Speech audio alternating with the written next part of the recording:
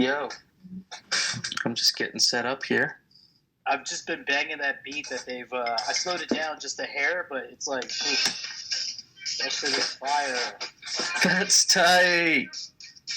Yeah, because it's supposed to be 127, which is like this. It's a little fast. And I put it on a loop, but 110, like I feel like I could rap to without feeling like I'm rushing. Oh. Yeah, I'm gonna write something. I just gotta figure out a whole bunch of words that rhyme with Citadel. Oh, shit. Well, you're welcome to do some freestyling tonight if you would like.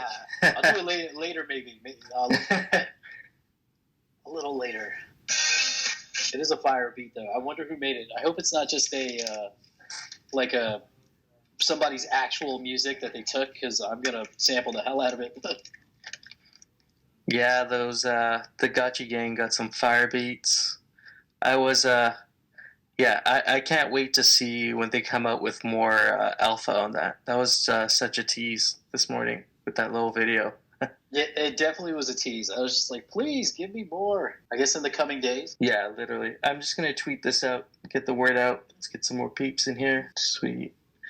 Yeah, what do you think about what was I gonna say? What do you think about this little bit of alpha they dropped this morning about the wearables, and which wearables do you think are going to be adding a speed movement boost? I was honestly excited because they've kind of hinted at it a little bit without going too far, really revealing too much, just talking about traits.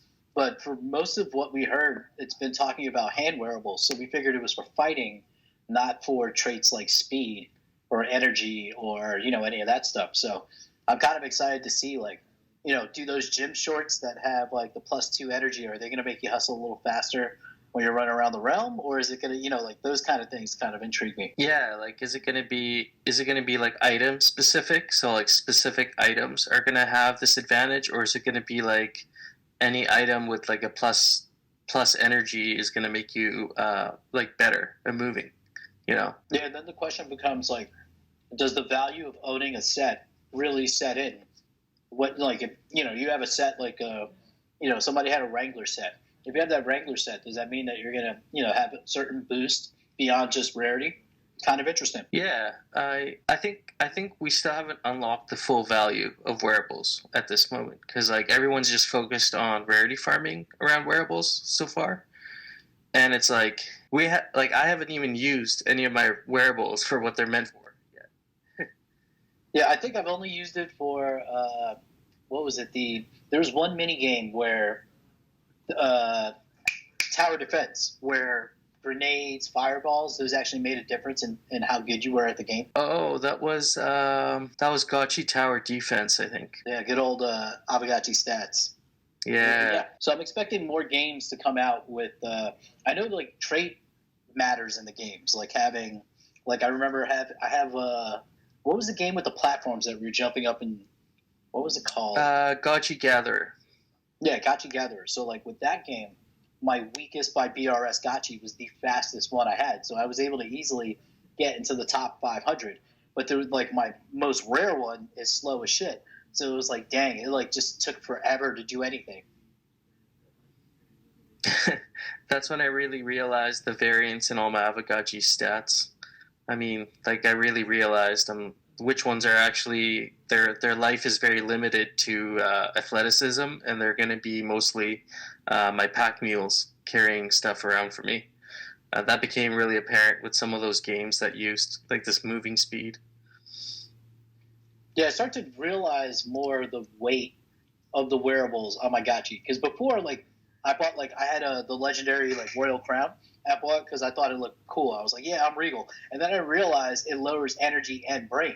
So now it's I've become more strategic about the wearables I buy, but it kind of throws off the aesthetic that I want for the Aavegotchi in certain cases, because it's, that gold crown on one Gotchi does really well, but on the other not so well. And, the color configuration due to whatever, what's it called, collaterals inside of the Gotchi, everything kind of is affected by that. But at least now I kind of understand it better. And, unless rarity farming's change, like we were talking about yesterday during the hangout, the potential of a change or tweaks in rarity farming once the game actually comes out, the metaverse, then maybe my strategy has to change again because it's not as important to rarity farming versus like the yield I can earn in the actual game. Yeah, I mean, like with your crown, like I've seen your PFP with the crown on, and I think even your YouTube channel, Music City Gotchi Gang, has that Aavegotchi with the crown, and it's kind of like a flex, like it does look. It's a pretty dope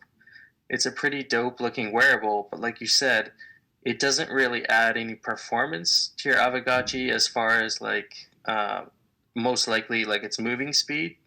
So like you'll have to be strategic with when you're actually wearing that. But then I just realized that Gotchis also have a pocket, so you might be able to have your crown on you and like just like carry it. Say you're like going to like an event or like a guild related thing, and then you could just have your fast wearables on to get where you need to go, and then that might work out for you. I like that because then I can choose to flex. I can let my brain go down a little bit because of the crown, but I can still flex for people. Like, yeah. Yeah, exactly. It's funny, though, because if you look at my Gotchi now, my Gotchi does not look like this anymore. I sold the horns because the price jumped to like 1,700 Ghost.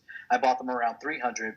And the horns were giving me a boost, but not as much as the little bubble helmet. So the gentleman's coat that he's wearing also I got rid of. I haven't sold it yet, but it's jumped from like 300 Ghost to around 1,100 now. So I replaced it with a little bubble suit because it fits the Gotchi perfectly. And the only thing I have to really focus on getting rid of is the baby bottle. Because the baby bottle does nothing. Like, it's a legendary item, so it boosts the BRS, but it has a negative effect on my Gotchi's traits.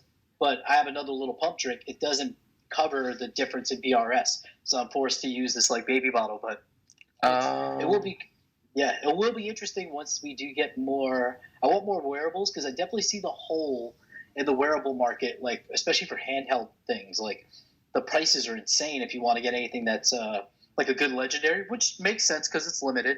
But I need, I want prices to come down a little bit so I can get like a guitar for my Gotchi. I was actually just going to ask you that. So you're going to get the Bitcoin guitar to complete your whole outfit there, and like that's going to be pretty dope. Because I think the Bitcoin guitar adds like 4 energy to your Gotchi, plus like whatever boosts you'll get out of that. Well, yeah, I'm thinking about double fisting the guitars, and then trying to get a legendary raffle, either that or.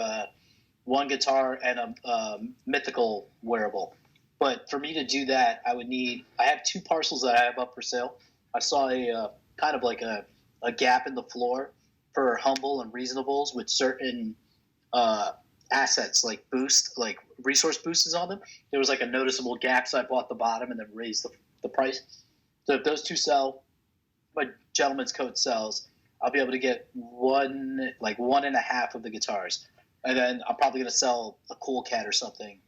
It's just everything. The rest of the PFP market's starting to rise, so I'm trying to be patient. But I would like to be able to do that, like basically have everything legendary and try to push my Aavegotchi to like a 600 BRS score. Wow, yeah, I like that plan. So I guess then you have like a decent amount of wearables, but most of them are like higher tier wearables at the moment. And now you're gonna flip some PFPs, I guess, to get more. To get more stuff. To fund my addiction, my clothing addiction. Yes, for my Gotchi. Yeah, I have.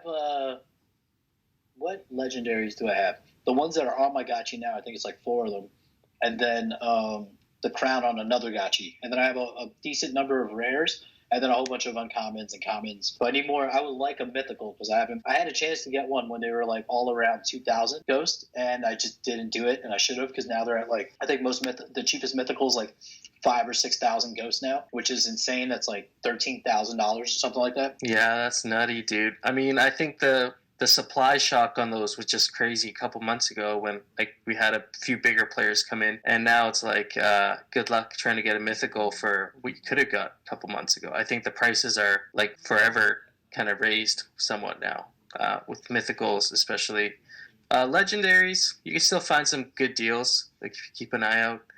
And I'm not saying that mythicals are like not a good deal per se. It's just like you were saying, it's just a lot of money to put up for wearable. Yeah, you know? yeah. With the legendary, because there's only 100 of each item, it's still very super rare compared to.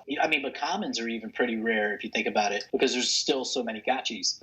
But then I question, like, I'm sitting here kind of debating, like, we talked about it on the Hangout yesterday, when Season 3, basically. Because after Season 1, the floor price on wearables dipped because people unloaded because they didn't need wearables for another season, because we hadn't planned out Season 2. So going into the Realm, depending on when the Realm launches, compared to the end of Season 2 rarity farming, it'll be interesting to see if the floor dips again. If you go right into the new game, then I don't think it dips. I think it continues to go up. So it's like trying to measure that and figure it out, you know? I definitely don't see like the demand pressure letting up on wearables, especially like we have so many new players coming into Aavegotchi now. And at the same time, the points you made, where when rarity farming season ends, gameplay will be starting up. So there's going to be more utility baked into these wearables that right now we can't really use them for their actual utility right now. But I'm willing to bet every wearable is going to have some sort of utility to it in the realm, whether it's in regards to a guild or like its actual playing abilities. That might be a bigger reason to diamond hand all the wearables. And then I think the last haunt, the supply of Aavegotchis increased by 150%. But then we had a wearables option right after that, and I think the wearables supply only increased by 20%. So there's definitely a lot less wearables out there compared to Gotchis. And I think it'll be interesting to see once we get wearable renting.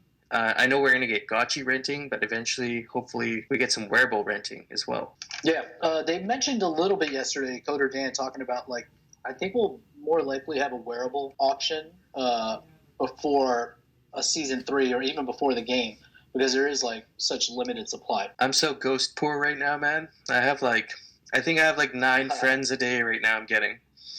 I have 6.46 ghosts right now, because yesterday I bought the suit, which is 900 ghosts, and then I bought those parcels. I ended up buying like 3 or 4 additional parcels. So like I'm very ghost poor. I didn't even put it in to earn the friends, because I was like, I'm not going to disrespect the game with my 6.46 ghosts. Plus that stupid bot, I needed every 1/10 of a ghost to kind of like lower my price, and then I just gave up. Yeah, I mean, I have no problem not holding any Ghost, because like Ghost just does its own thing, and in the long term, for sure, it'll keep gaining. But like in the short term, I think like all the wearables and parcels and stuff, that'll kind of help. It'll slowly gain value, and it'll kind of. I find wearables are just not as volatile. You know, like they don't go up and down as much. They have their dips. But then, you know, they go right back up to where they were, and then they just keep increasing in value because of the scarcity aspect of it. Yeah. I was kind of kicking myself because I considered selling. I have a whole bunch of Matic in Aave on, Polygon. So I was like debating if I should cash out that Matic. This is when Matic was above $2, to get more Ghost, and I didn't. And now it's kind of like, fallen down a little bit compared to Ghost. So I have tons of crypto related assets, but like little liquidity at this point, like in terms of stuff that I don't want to sell. So it's like I have to figure something out, because I want to be able to accumulate more wearables, parcels, and gotchis before we go in, because the rental part seems like it'd be very interesting and potentially lucrative, especially once we start once they set up the arcade, because then it's easier to get people on board, because there's like actual utility prior to going into the realm. Yeah, I love that. I mean, it's like, what up, Aavegotchi, mate? What's going on, man? Hey, what's going on? I'm doing great, man. We're just kind of speculating over wearables over here, but how's your whole wearables situation? I'm sitting pretty good right now on wearables. I kind of felt like that was a good investment over the summer, and it really started to load up. But I was curious, you guys are talking about numbers of wearables versus number of gotchis. I'm curious if there's if anybody knows the statistic for if every Gotchi had a complete wearable set, would there be wearable sets left over, or would there be Gotchis left over? So like which? I think Gotchis by like a long shot, because there's Yeah. 20. I think at the moment there's 16 or 17,000 Gotchis that have been claimed. Roughly almost 600 have been sacrificed. So still like 15,000 of them. Where the wearables, I don't think there's I don't think we're even close to 10,000 wearables at this point. There's probably like less than 8,000. I don't know for certain, but based on like the actual sets and stuff I've seen, it doesn't seem like there's a ton, even for commons. How many commons, different common wearables are there at this point? I mean, I think there are at least 10, so that would be 10,000. So yeah. And then how many? Actually, let's just go to a bazaar real quick since it's up here. But then also like there's the 5 different slots, so like I think there could be like a wearable for every Gotchi possibly. But I wouldn't say there's a full set available for every Gotchi. Yeah, I think buying sets has been a good move for me. Also, you got to think that the creation and inclusion of guilds is having like this, like, I don't want to call it market manipulation, but there is a sense of that. Like, I've looked at, I'm in part of the Portal Mages, the Order of the Portal Mages, because all of them are grabbing up all the legendary Portal Mage stuff. There's like barely any on the market, so the prices are sky high. So like even me, I own 12 anonymous masks, because I'm like, co-founding the anonymous.guild, so I want to be able to give them away and also have like 5 Gotchis in the crew. So it's like that supply is slowly being like kind of collected by, especially as more and more guilds come out. Yeah, I definitely missed the Portal Mage wearables, and Hills even told me in the summer, he was like, "You need to get this," and I was like, "All right," and it was like 900 for something maybe. Same thing with the sushi piece. Yeah, and I mean the other thing with wearables is like with what No Future was saying, you got all these masks. You'll be able to equip your Gotchis with the guild related masks, and then rent the Gotchi out to people that maybe want to be in the guild. And then someone actually even brought up a great point. It's like take the revenue you get from renting the Gotchis out, and then put that into the guild treasury. Yeah. Hey, what's up, everyone? What's up? Hey. I heard you just pet your Gotchi, so hi. I'm sweeping floors, man. I had to let you guys in on some of the action. What's your wearable of choice that you're purchasing right now? Well, I mean, I FOMO'd, into some of the track stuff, obviously, but I mean, the inventory is just so low. I just don't even feel bad about the prices I'm paying right now, because I think you all brought up a great point, which is like, how many wearables exist to Gotchi ratio? How many? I think it's 6 slots, if I'm not mistaken, maybe 7. And the math would dictate that there's just not enough wearables right now. And another great point that was made was that, hey, if I'm out there and I want to rent a Gotchi, I'm going to go with the one that's got a couple, pieces on it to enhance its gameplay. Yeah, because that will matter. Like they were saying, better wearables, higher quality wearables will have advantage in the game over like the more common and uncommon stuff. Yeah, I've been eyeing out the plasma gun, man. I want one of those bad, but like you guys were saying, that's a $15,000-$20,000 piece now, USD. Yeah, I remember the auction for wearables, and I didn't ape in that much because I was more concerned with getting the portals. And I'm kind of kicking myself because I had chances of getting like mechanical arms and energy guns for relatively cheap, and now they're like already tripled in price. So it's like, holy crap. Yeah, I see a lot of like, and it happens in this space a lot, right? Early adopters were rewarded, people that were just around taking the risk. I think that it's interesting because it's getting the game's almost like slowing down because it's taking more and more capital to really ape in and come and try to dominate something. So it's interesting now to see at these prices, people are really now much less thinking about like, oh, I need to have 5 mythicals, but like, man, it'd be cool to get like my 1 mythical one day or 2 mythicals. So it's interesting to see that progression. And it seems there's still whales that can come make an impact, but I feel that's become. I agree. I'm waiting to see it or to know if we've already seen it. Like Blackpool, YGG Guild, and then Meta Guild. If their players are already aped in, or is that like an ongoing process? Because they're collecting, their own parcels and stuff like that. Like, have those players already started migrating it? I just don't know. I can't imagine there's more than like 5 to 7 players, which is pretty insignificant for a game.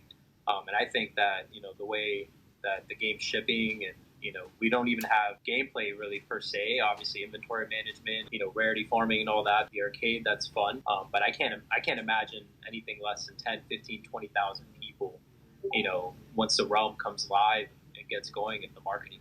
I also think the other big funnel is going to be the Liquidator free-to-play gameplay. That's going to be like huge for just attracting players that have a very low like barrier to entry. They can just get right in and start playing and interacting with the game, and maybe they get rolled by Aavegotchi a couple times to realize that maybe they do want an Aavegotchi now. Do you know what I mean? I think it just adds a lot more exposure to the game, and just having someone has nothing to lose just be able to play. I think that's going to open a lot of doors as well, and maybe take some pressure off the need for having like hundreds of thousands of gotchis. Maybe we'll be at tens of thousands for quite some time, but then eventually we'll keep growing as the need for gotchis grows. But I think the liquidators can fill maybe some of that void. Yeah, as ambassadors, I would definitely. I was just thinking about it. It's like we should probably make a whole bunch, all of us, videos or tutorials to onboard people who want to be liquidators. Just because they're going to need to at least know how to set up a MetaMask and then get, I guess, Matic, because they are going to have transactions, and then setting up a Polygon network. That's all very relatively easy though. So it'd be interesting, as a tool for all these people that are going to onboard to make it as easy as possible.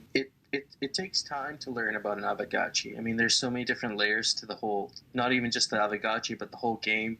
There's just so many different working pieces to it that someone who just wants to get their foot in the door, it would be in our best interest, like as guild managers and as, like you said, ambassadors, to actually.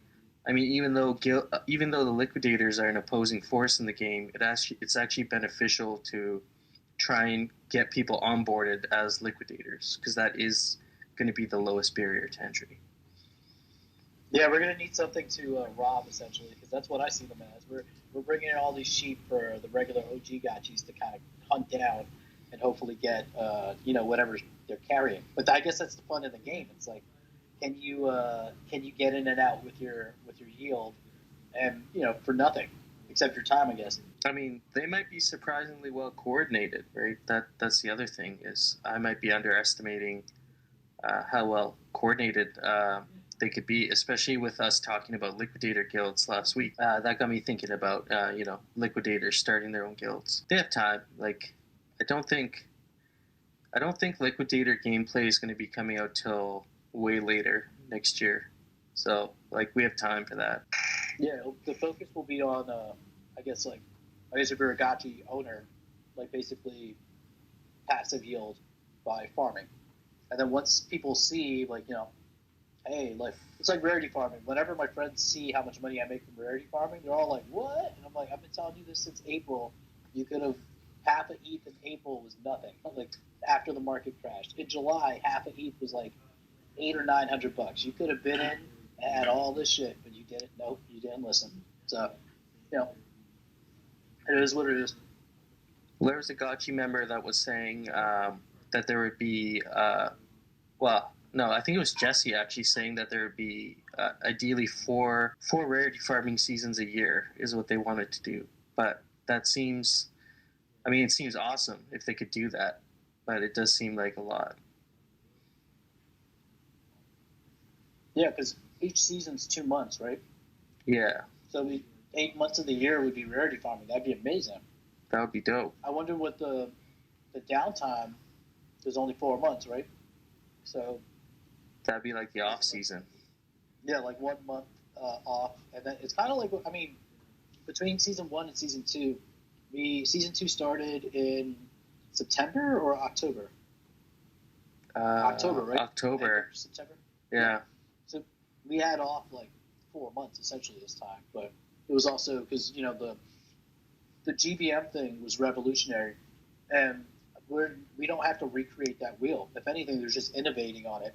So I think everything will go faster. And as we do more auctions, we raise more capital. Like I was trying to explain to this guy who's trying to troll a space we were doing earlier. He's like, "Oh, this digital land, how does it have value?" I'm like, "Well, we had an auction, and 40% of the proceeds of that auction are what's funding the Alchemica. It's not like the money's coming from nowhere. We actually know, hey, we know exactly how much it is. So it's like it lends credence to it. And you know, our team is not a non, and actually like are big players in the space. So yeah, I'm willing to wait and see. You know. Yeah. I mean, I think accountability here is huge. What up, Dr. Wagme? How's it going, man? I was just thinking about how these rarity farming seasons, they reduce my cost basis on so many different things that I buy from Aavegotchis. Like every rarity farming season, I come out with, well, between this season and last season, I've made almost like 800 ghosts. Yeah, that's nice. So with those 800 ghosts, I went out and bought a bunch of common and uncommon wearables. And now I'm just sitting on all these uncommon and common wearables that are, you know, I think they've done like 3x in the last couple months, but I think they'll keep going up as the demand for a lot of these guild related wearables keeps going up. And then my plan is I'm going to take my cheap wearables, and over time, as I see the opportunities, I'll consolidate some of my common items and sell them for profit, and then consolidate them, and then try and get like maybe a legendary or something. Yeah, see, I think like I would say that rarity farming has cut my cost basis, but it hasn't, because I just reinvested into more stuff like Aavegotchi. So like at this point, I think for first season rarity farming, I just had, by the end of it, I had 3 gotchis. I probably made about 400 ghosts for all of season 1. Where this season, I've already made like over 1,500 ghosts for the first 2 rounds. So that's been able to get like, you know, I was able to get more legendary items, more a bunch of other cheap stuff that I think hasn't been, like stuff that I think like the astronaut suit. This isn't financial advice, but I started buying pajama hats way early because I was like, someone's gonna make a guild out of this. The astronaut suits that are that are common, started buying the helmets and the suit itself, because I feel like somebody's eventually gonna make a guild out of that, because that looks cool versus like, I don't think anybody's made like like a gym guild, right? Wearing gym shorts and like the headband, sweatband. I know we have a basketball guild, so it's like trying to figure out which ones. But it's constantly reinvesting. But every time I reinvest, my yield gets larger, so I can't complain. Yeah, so it seems like there's actually 2 different approaches here. I was basically taking my rarity farming rewards, and I wasn't making my Aavegotchis any rarer with my profits.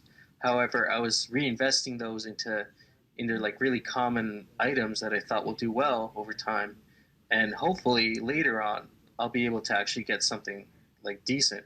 But I think the strategy you took was you took your winnings and you reinvested them into a rarer item, but then that resulted in you actually getting higher rewards for the next season. So it's almost like there's 2 different ways to play it. Yeah, I mean, I also there were a couple plays in other crypto plays that I've had that have been successful that have basically funded that. Like during the summer, I got lucky with the whole Titan thing. I've talked about that. But I also did really well flipping NFTs. So as I did that, what I slowly started doing was moving USD, like taking ETH out of the NFTs I flipped, moving it to Polygon, and then converting it to USD coin, and then staking it in Aave for the higher returns to get more Matic. And then every time we come up to an auction, I pull out my USD, buy more ghosts depending on what the price is. I buy it. I don't care what the price is because I think it's going to keep going up. And then I end up buying more stuff. Like I have 17 gotchis, 13 parcels. I have a ton of wearables, and then I'm just going to continue to keep buying parcels and wearables. So I'll probably make another. I made my gotchis rarer, and I keep getting more XP because I'm an ambassador and I basically participate in everything that they give us XP for. So I could see my payouts getting larger because they did between round 1 and round 2. But figure 1,600 more ghosts for this season, and I'm probably going to buy. That's going to at least get me 1 guitar, and then the other guitar will come, or more land depending on what the price is for the other half of the Citadel. It's there's a lot to think about. Oh, that's badass, man. Those 2 guitars are going to look sick. I mean, and as far as the land goes, like, we got this. I didn't realize this next auction is going to be so soon. Like, I think it's going to be in like between 3 and 4 weeks, maybe, from what I understand. And if that's the case, like, is there going to be like a ghost shortage for this auction? Like, because like me personally, I spent all my ghosts on the parcels that I had, all the liquid ghost I had. and I know like quite a few other people who have done something similar, and now are either trying to get rid of some parcels that they don't want for liquidity, or they're just kind of hanging tight. So like, what's that going to do for the people that still have a fair bit of Ghost? I'll speak for myself. I mean, I went in pretty hard on the last land auction, and I'm definitely much drier in liquidity. This time around, I also didn't expect it to be so soon. I think they were pretty public about it. I just never came across the data. There's actually even going to be one after this one. So I am curious to see what's going to happen supply-wise. There will be an overabundance, but it certainly has changed my strategy moving forward for this next one about the type of land that I would want to acquire for sure. Hey, what's up, guys? How's it going? Hey, Dr. Wakeme. Yeah, I definitely think there's going to be a bunch of steals coming up in this auction, and same for the raffle that's coming up. I think people blew their Ghosts and their Friends, and I know I did not go.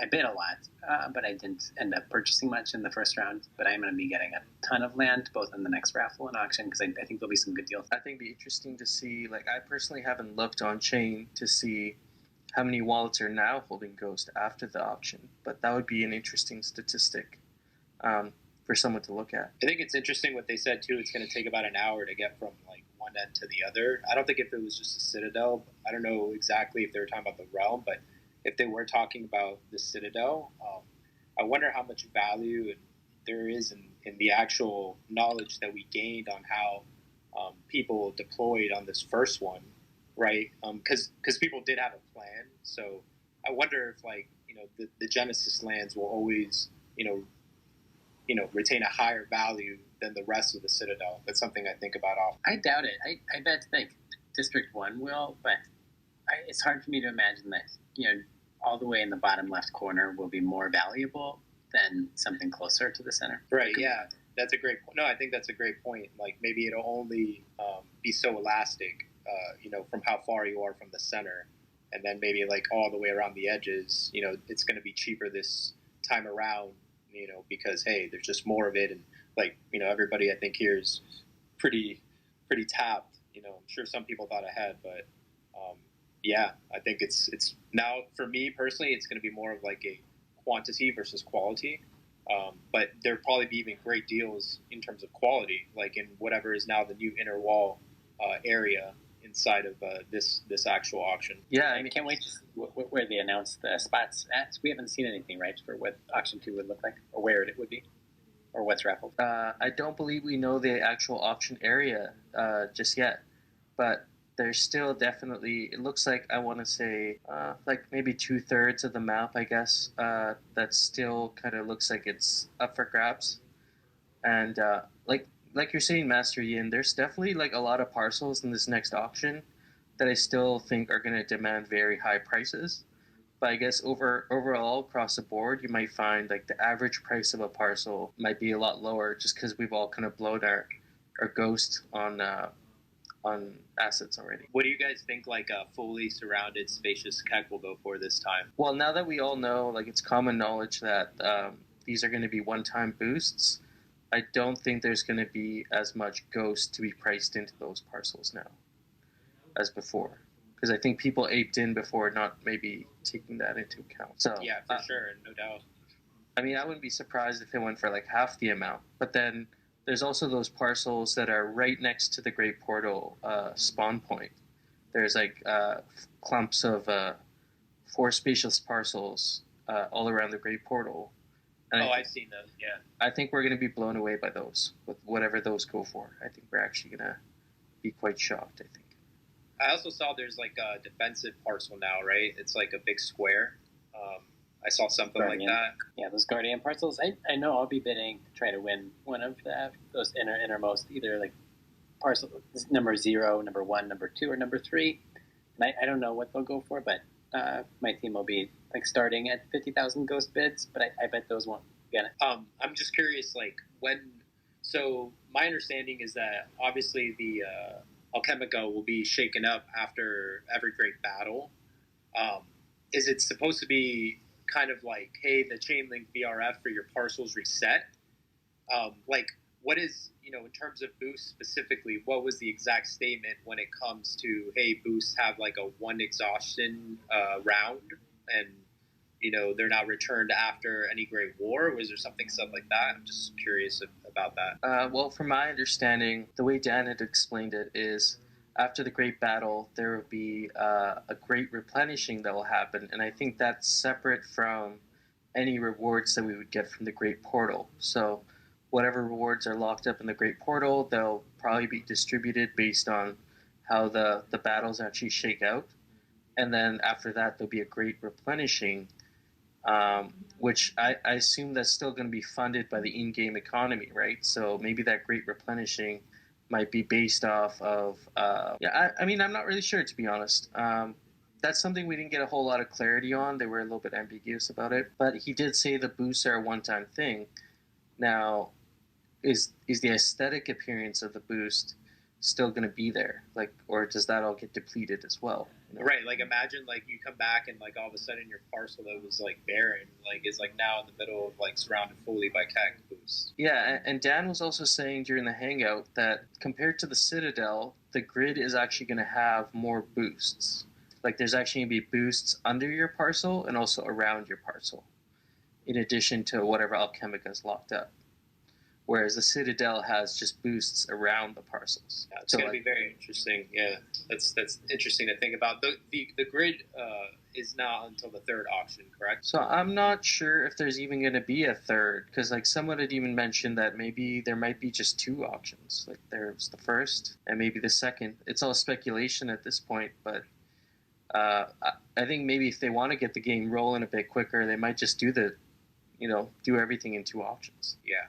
I think that like something that's really interesting that I was thinking about, see what you guys think about it, is like this whole notion of like how and when you survey your land and how are things going to get going, right? Like what's going to be the move to get your resources for building out your harvesters? Is it going to be a rich man's game when someone can just come in with a couple $100,000 and fully kit out their land, or is it like, hey, you're going to be a slow equal rollout kind of start where maybe depending on how many gotchis, how much kinship you have, you kind of slowly build up your Alchemica to build harvesters and whatnot. That's something that I'm really curious about. Yeah, I think they're going to really reward the OGs, the people that have been around a long time and that have done a good job with their kinship, that you'll be able to get a bunch of Alchemica quickly. And it'll be interesting to see how the market reacts to that. Will people be so excited to build their installations that Alchemica, you'll be able to sell it for a lot quickly? Or will there be this quick abundance and so you can buy it cheap? And so like a bimodal curve of value. So I'm thinking a lot about, do I need to buy everything I can get my hands on early? Or should I sell a bunch of my early kinship that I've harvested, essentially? I'm not sure what the right call will be. Yeah, lately I've been thinking like, Gotchis is the call. Because, I mean, even right now, if you have some time still to try to boost that kinship and, maybe get a really nice, jump start on some installments because you're able to kind of bootstrap yourself based off your kinship.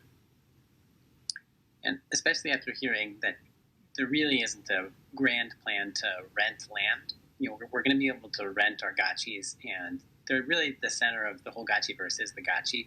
So I think they're undervalued right now, and that's why I've gotten so ham on Gotchis and portals, because one, it's fun, and then two, I think they're a good investment. I'm with you there. I'm actually trying to pick up this floor kinship that's on Aavegotchi stats. Because sometimes I just need to like hear like, okay, I had this idea, I had this strategy. Is there anyone that like even thinks this is like remotely logical? That affirmation in a way. Yeah, totally. I think having a kinship farm is like really beneficial, especially right now where the actual value of kinship I don't think has been fully priced into Gotchis, only because kinship's value is somewhat unknown because it's related to the price of Alchemica.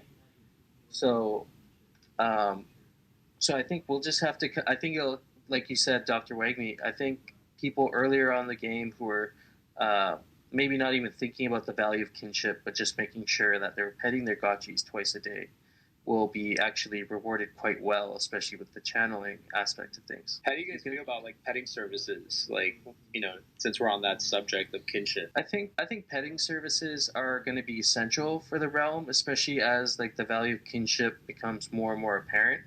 People will be a lot less willing to skip that one pet. Well, whereas right now, like I'm pretty forgiving with myself.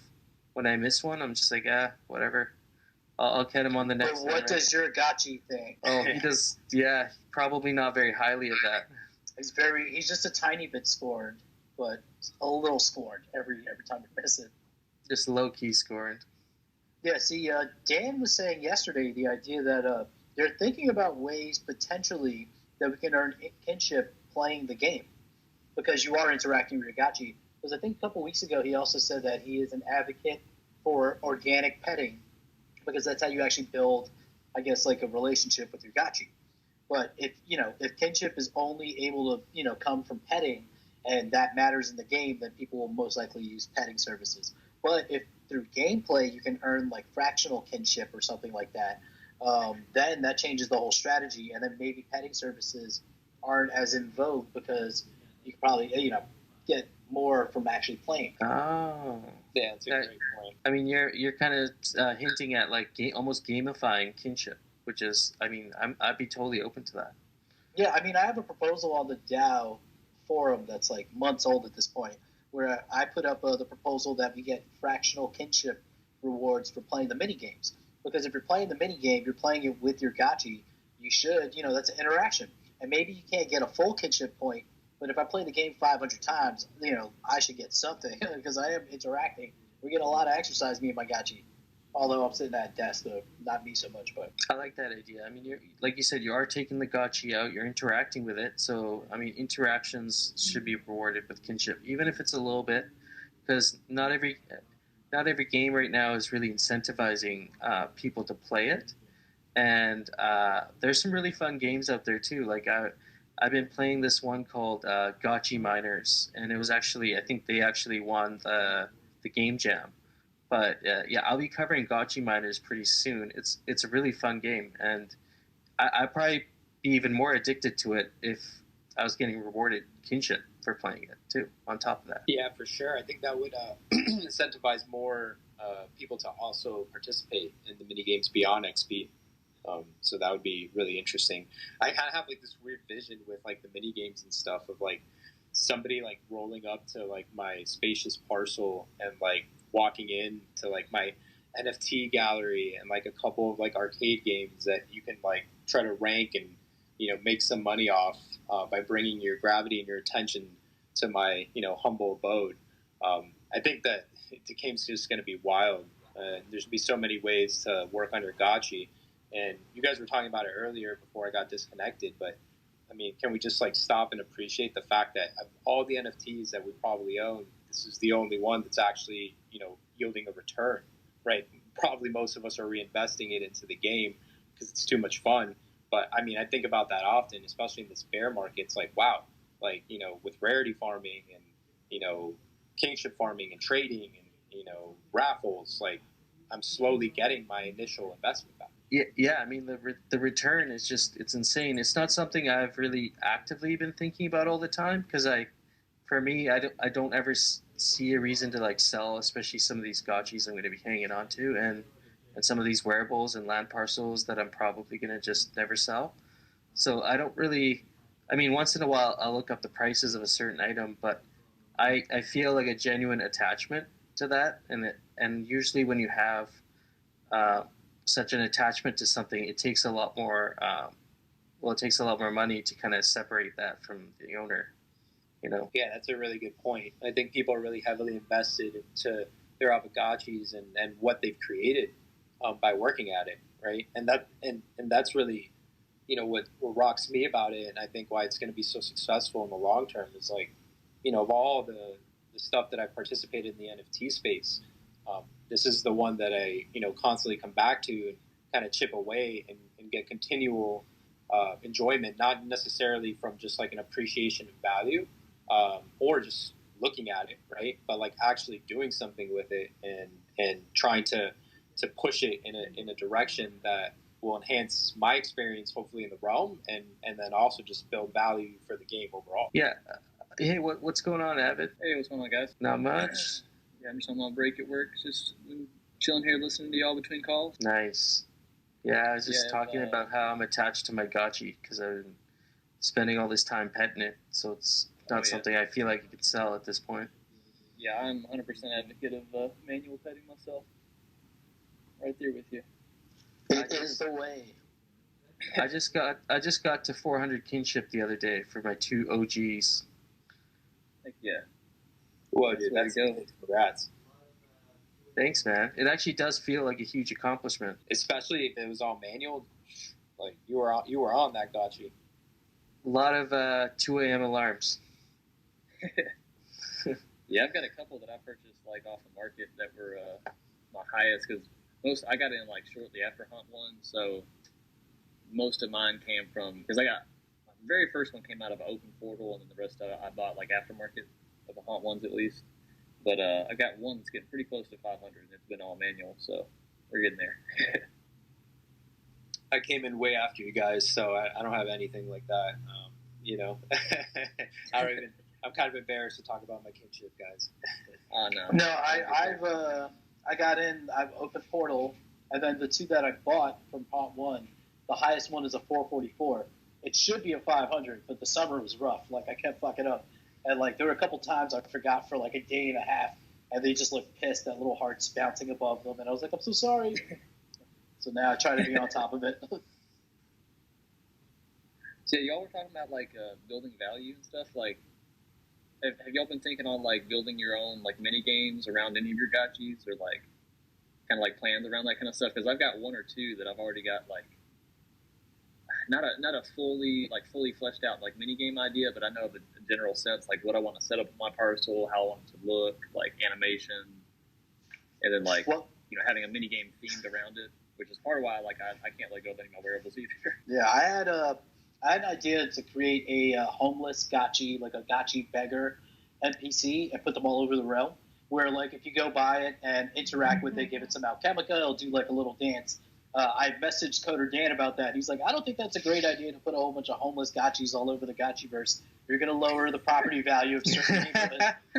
I was like, I didn't even think about that, and it's like, holy crap, this is true. So, I mean, I'd probably sell merch, like Music City Gotchi Gang merch, or host, my live streams on my parcel or through a guild, those kind of things. But I don't have the coding knowledge to do like a dev. If I could find a developer, I would do it like in a heartbeat. But I tried learning Python. I'm like still at like halfway through the course of just basic like coding, and it's like I can't do it.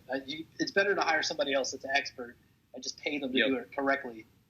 Yeah, that's exactly what I'm gonna do. I've got a friend that does video game development, which I've been on his ass, man, just trying to get him to like get into doing stuff, because I've tried to get him in the game jam, but I don't know, he just kind of flaked out. I'm trying to get him converted, but yeah, honestly, with because one of my gotchis I have, which especially ties into what y'all were talking about with like wearable value and like how much the stuff's gone up. One of my favorite ones I have is named Mr. Sandman. So I really want to set up a parcel because he's got whole sleeping outfit. He's got 2 pillows. I've got the blue cacti to go with it. Like it's a whole the whole thing is like a tied in aesthetic. And I really want to build on a parcel, have like say where you walk inside and there's like sleeping pods, like some really like futuristic looking maybe something floating, and like have it to where like you pay to enter the sleeping pod. And then, like, when your Gotchi is, like, sleeping, like, have some, like, Z's coming out of the pod or something, some kind of, animation to tie into it. Have, like, a mini game that, like, basically have it as if, like, you're playing the mini game in the Gotchi's dream, almost. Like, so you can see the pod below, but you have the mini game, like, UI, like, over the top of that, if that makes sense. I like that. That's pretty cool.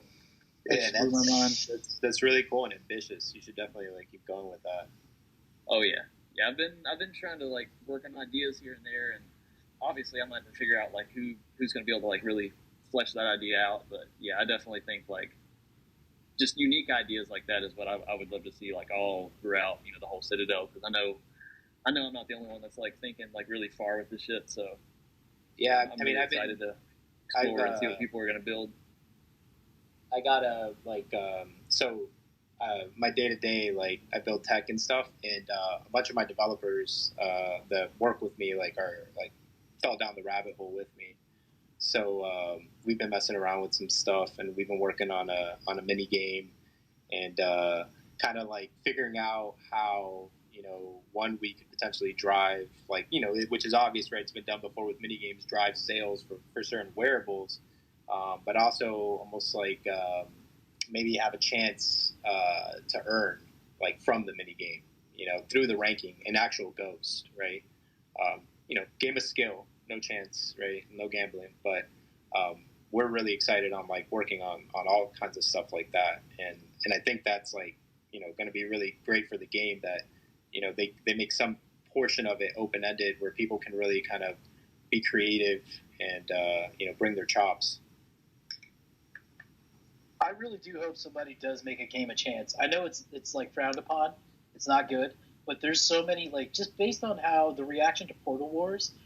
There's a lot of degens in this group, and if we can somehow gamble, I think if we had a Gotchi blackjack table somewhere in the realm, I'm sure a lot of people will be at it. Dude, now casino, that's gonna happen. I've had an idea for a 3-cup Monty. So you got the ball in the cup and you spin it around or whatever, and then you got to guess which cup the ball is under, and it could be like a raffle instead of a ball. And I feel like it'd be a pretty simple game to make, but like you said, with degens in there, you can incentivize with friends or whatever, and now you have a real reason for people to kind of to play it. Or if it's 3-card Monty, they have to throw something up, $10, but they're the return is tough, because you're the house. What do you have that you can give them back? Where blackjack, it's I guess.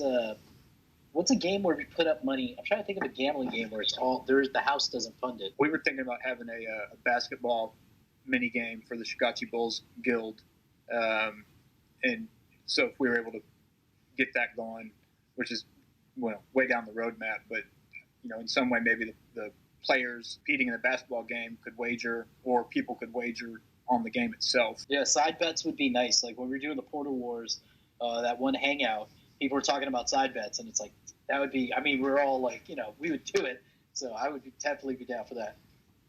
Well, so that actually think about this, right? Because all the districts will be DAOs, and the districts or the guilds being DAOs could coordinate to fund game development with Phaser 5 game developers, right? Because you just need some good JavaScript game developers, and different districts may end up attracting people based on how well they can organize to maybe bring dApps to their district. Yeah, absolutely. Yeah, because anything that's really going to fund a DAO will be nice, because there's going to be 43 distinct DAOs. I don't think are there districts in the grid, or have we discussed that?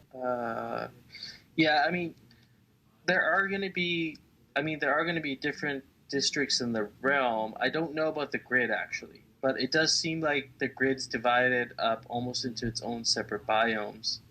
So they would kind of be like districts in a sense, I guess, because you have the Fud Forest, and then you have the Laughing Peaks, and you have the river, and you have all these different areas. I wonder. That's a good point. I wonder if those are going to be districts, or if there's going to be separate districts within each kind of area. Yeah, we need to get Coder Dan on one of these talks so we can trick him into giving us more alpha. Yeah, I think honestly, because I know that thing that they shared a while back was 2 gameplay modes. Can't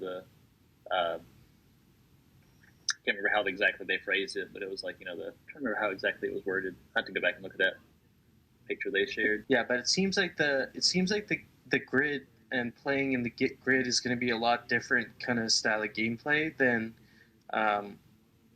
playing in the realm. I mean, sorry, in the Citadel, where you're protected, and say you have a slower Gotchi, you might not have to worry about moving from one end of the realm to the other end of the realm, or the other end of the Citadel, with no issues. Whereas you might want to, if you have a slow Gotchi, you might not want to just be out there in the grid alone with a bunch of Alchemica. So yeah, I found that thing too. It says stability in the Citadel, competition in the grid. Are we thinking that the common space Gotchi set is going to help with speed and moving across the Gotchiverse, maybe you could teleport. I think there was some talk about being able to teleport between your own parcels. Now, will you be able to teleport between your Citadel parcels and your grid parcels? That might be a game changer, right? Yeah, I'm not gonna lie. I kind of bought like a little bit of like little sneakers here and there by entrances because I was hoping that would be the case. I just noticed the common space wearables kind of jumped up in price a bit recently, and people are buying a bunch of the track items. I guess thinking it'll help, but I woke up and had sold a space item that for 100 that I'd bought for 20 Ghost a couple months ago. They're coming for all the wearables. I wonder if someone is going to be starting an astronaut guild, because it seemed like there was like quite a few of those listed at like 20 Ghost, 30 Ghost, just like a couple days ago. And yeah, like you said, I just looked, and I think the cheapest one was around 130 or something like that for a suit, just this for one piece. So people are out there. I was talking about that kinship gotchi, and like literally I went to click it and it was sniped. So the person's either in here or they're just thinking the same. But there a lot of people I think are still in an accumulation phase for sure. Oh yeah. Have y'all seen the volatility on the common wizard staff over the last 6 months? How that price has gone up and down? I feel like those are still like really undervalued in a sense. I mean, I got to be careful with like my speculation too, because the last thing I want to do is start telling people to go buy random stuff. But well, I kind of did that already. Because I was the one that mentioned the astronaut set, which I own like 4 of. But I'm also not selling anything unless I can.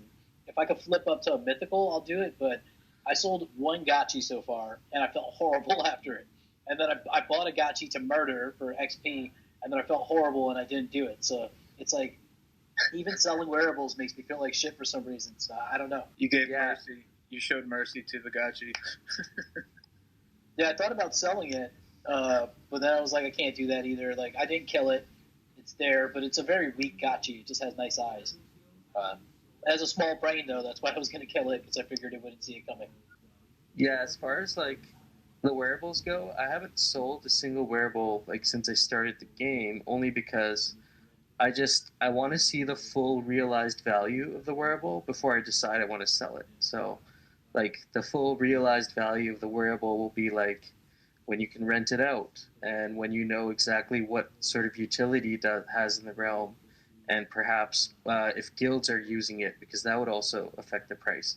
So until I see like the full value of the wearable realized, that's when I'll be able to see like what it's worth at that point, and then decide if it's actually worth even selling it at that point, or if it's better off just getting the consistent cash flow from renting. It's a dangerous game though, because that speculation is what drives a lot of the price, right? I mean, I think Cardano is a great example of like what could be is very valuable, but it's maybe less valuable once the actual utility is completely defined. And that could be true as well. I mean, especially in regards to some of the lower tier wearables where we don't exactly know what they do, but if we find out in the realm that a fireball is just as an example, the fireballs have gone up in value quite a bit because it was shown as having some cool attacks in one of the teaser videos. Now, if we find out that maybe doesn't do as much damage as people once thought, then that might also affect the value in a negative. So there's definitely 2 ways to look at it for sure. Yeah, it's interesting because the team even alluded to the fact that in that teaser video, the effect of the fireball was real, but like that energy gun, that was a CGI. That was an actual in-game play kind of thing. So Gravy made sure to say that when the video released, so that people didn't, there's a run on energy guns, because everybody sees this massive weapon where it's just kind of more of a cool effect. So it'll be interesting to see, like I have a little pump drink in a baby bottle. What is that baby bottle going to do for me? Am I going to be able to make people chill out, or am I going to just be mad soothing to like baby gotchis, because we might get those also? Like what's the utility? I need to know. They did tease it today. There was that short little video which you got that little sound clip of. That that video got me thinking about wearables a lot more because apparently certain wearables are going to affect your movement speed, which like I could totally see that coming. But now the question is, what are those wearables going to be? Are they specific wearables that they've already thought about that are going to affect your movement speed? Or is it going to be more related to the stats that the wearables are giving you? Because we know, for example, high energy Gotchi has faster movement speed. So will like the high energy wearables have added to your movement speed? I just want to really quickly play that the sample because I freaking love it. I slowed it down a little, but that's so sexy. Oh man. Oh yeah. Like I'm wondering who on the team is like from the disco era. What's up, fellas? What's going on, man? What's up, man? I'm just enjoying listening to y'all, man. I'm making a sandwich. Boys, I love to just sit and listen. You know, y'all boys are rapping it, you know. Chopping it up, you know. Did you get those the double fireballs that you had? Did you get those early on, or did you buy them more recently? No, I got them early. It's funny because my roommate got his when he bought his Gotchi, and they were like $5. They were like 5 ghosts a piece at the time, and I picked them up at like double that, like 10. So yeah, they shot up. I didn't expect them to do that at all. I almost thought selling them. I can't stand selling any of my wearables. I think I sold like one that I got in the auction. I got like some of the Wrangler jeans or something like that. I was gonna go for like the whole pirate theme, and then I got like the man. These wearables have done great yields from the auctions. If you picked up anything in the auction, so first like the gamer controller, I got the gamer controller and the gamer jacket, and like the hook and like the mohawks. I mean, I picked them up at like 10 ghosts a piece, and now they're going for like 6. That's insane. And then the price of ghosts at the time was like, I don't know, I got into ghosts at like $1 and $1.50 or something like that. So it was just kind of like insane, you know, exponential returns when it comes to like just the speculation on like wearables and the price of ghosts. It's been fun. I don't know. I hate to see. I kind of like those ghost coins. I picked me one up and I bought it a little high, like in the 70s. And I know they're like commons, but I don't know. I just have a feeling that they're gonna. I mean, who knows what the utilities any of these wearables are gonna have? But I just feel like I don't know.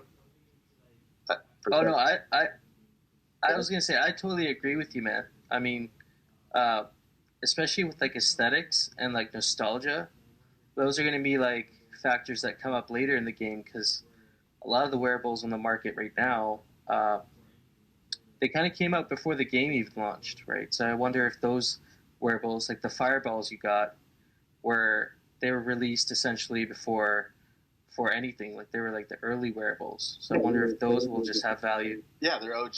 Of course, I think they'll have that OG value inherent in them. You know, just because people don't want to let them go. I don't want to let mine go. You know, I don't really care what the price goes to. Even if they were like 1,000 goes a piece, I don't.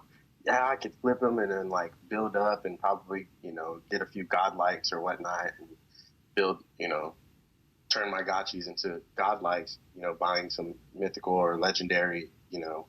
But it just, I don't know. It's hard for me to want to speculate and sell them. You know what I mean? I don't even want to sell a parcel. I don't know if any of y'all sold any of y'all's parcels or anything, but like I've got like some pretty cool. I was very strategic about. I spent 8,500 ghosts on land, and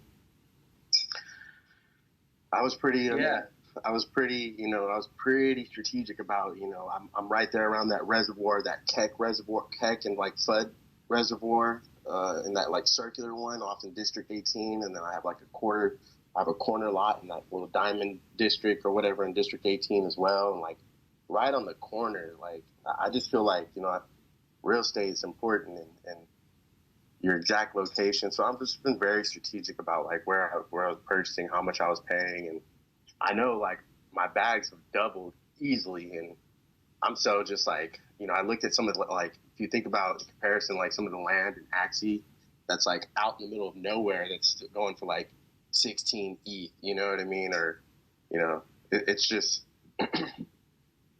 I just think that, it's just too early for me to want to like sell anything, even though I think I could sell a few parcels, and then maybe participate in the next auction. I mean, I've been throwing I have some NFTs on OpenSea that I'm trying to list right now, and I'm still probably going to throw some more at it, but it's hard for me to want to sell anything, like we just don't know. It's too early right now. Yeah, I mean, there's also all these different ways to earn back. Like me, I didn't enter any tickets. I entered one ticket into the recent raffle, and for the first time, I sold all the rest of my tickets. The money I got from selling those tickets, I just bought 2 parcels.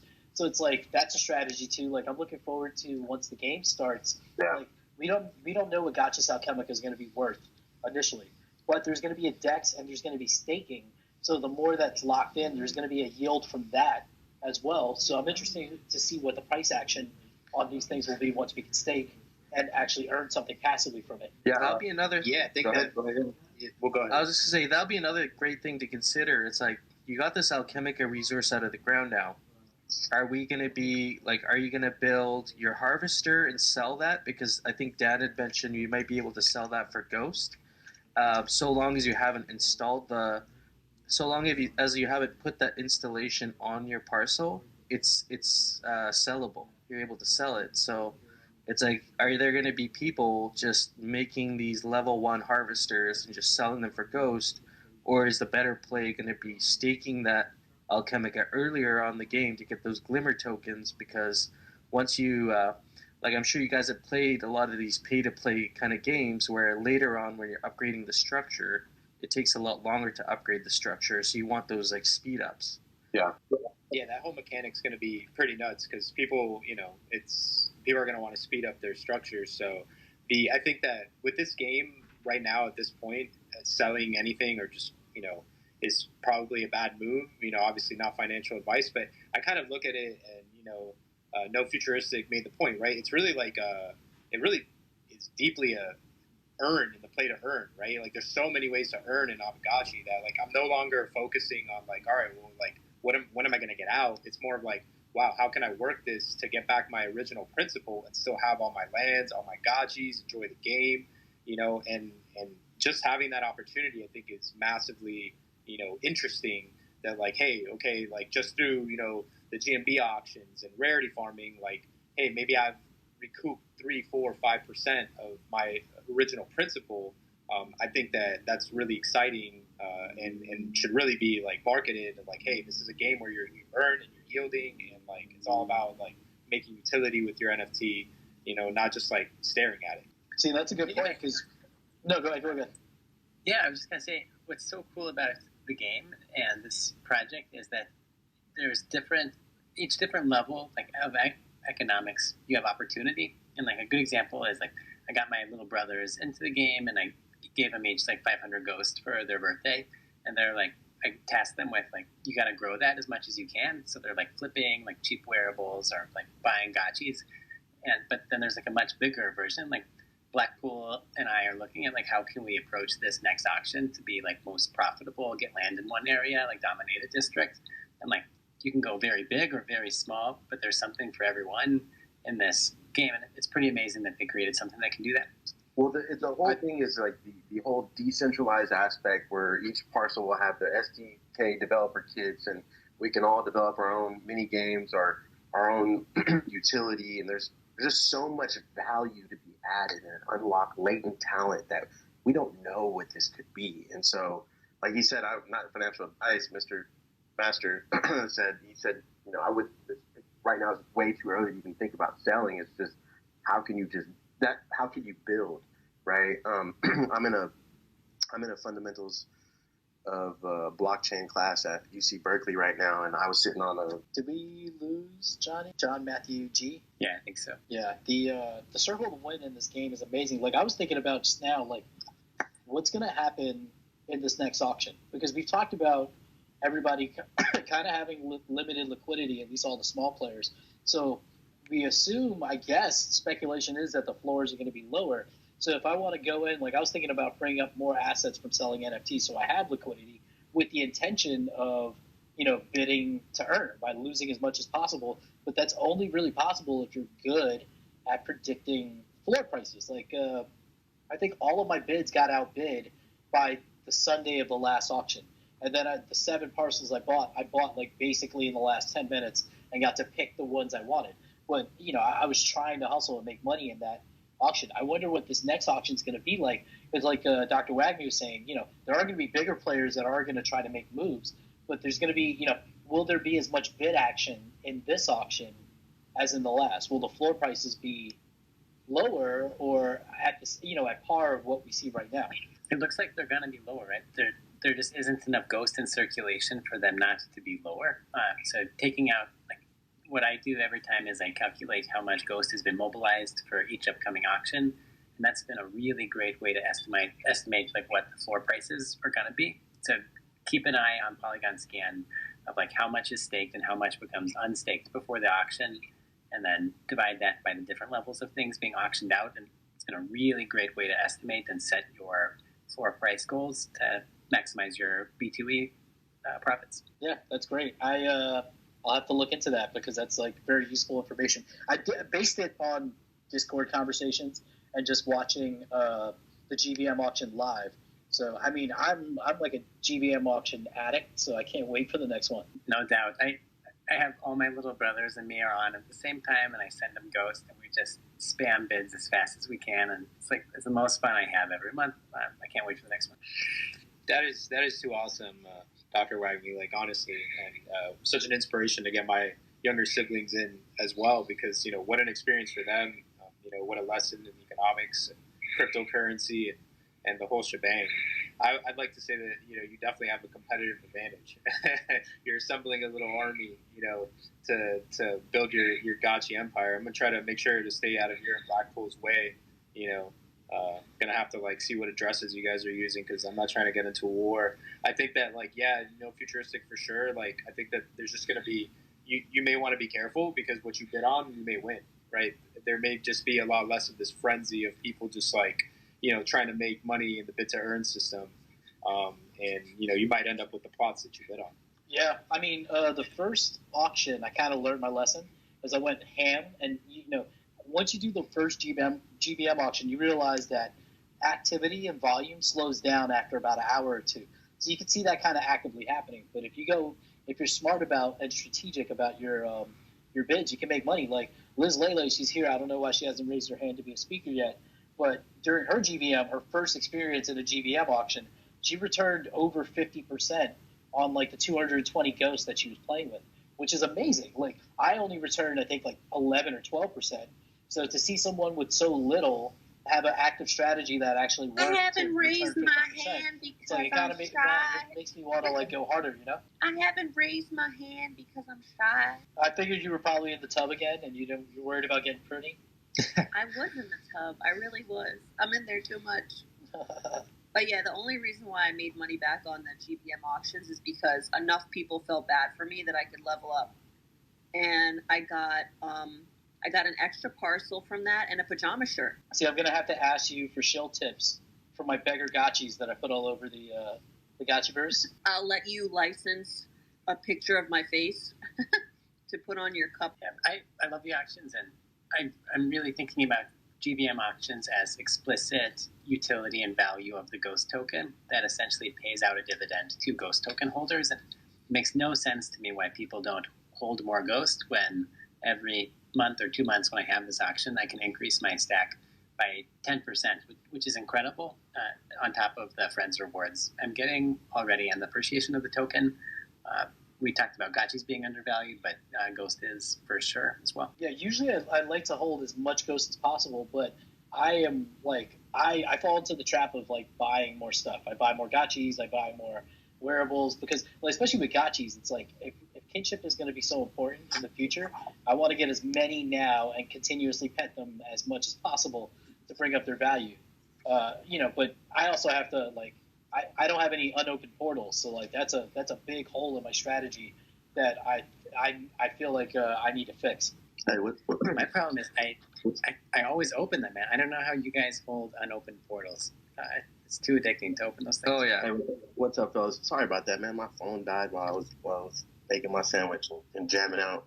I kind of wanted to, expound on what I was talking about a minute ago is I was saying that I'm taking this class at Berkeley. It's a fundamentals of blockchain technology, and we had a guest speaker. I think it was yesterday, or no, excuse me, on Wednesday, and it was William O'Brien, which is the founder and CEO of NFT Oasis. I had plenty of time to sit and ask him questions as well as like other students in the class, and one of his like main points, and I really liked it. At the end before he got off was, right now we're just so early in the crypto space still, right? And that we should all just be developing, building. There's so much like, degen and hodl and that kind of speculation going on, but there's so much more to the technology, and there's so much more to the revolution that we're currently in, and it's amazing to be here in this revolution because we're going into this like metaverse. I'm actually taking a class next semester. I just got accepted. I had to apply for the class, but it was an NFT and metaverse class. It's like part of the industrial engineering at Berkeley, but it's pretty insane because we're so right now. Obviously, Axie has like the first mover advantage, but they still haven't implemented like the gameplay in the metaverse realm yet. And so we're so close that we might, if we get to that, feature first, I mean, we could be one of the premier, gaming, especially in, play to earn, blockchain gaming in the metaverse, and fully decentralized as far as our parcels being interest bearing. Our NFTs are also interest bearing.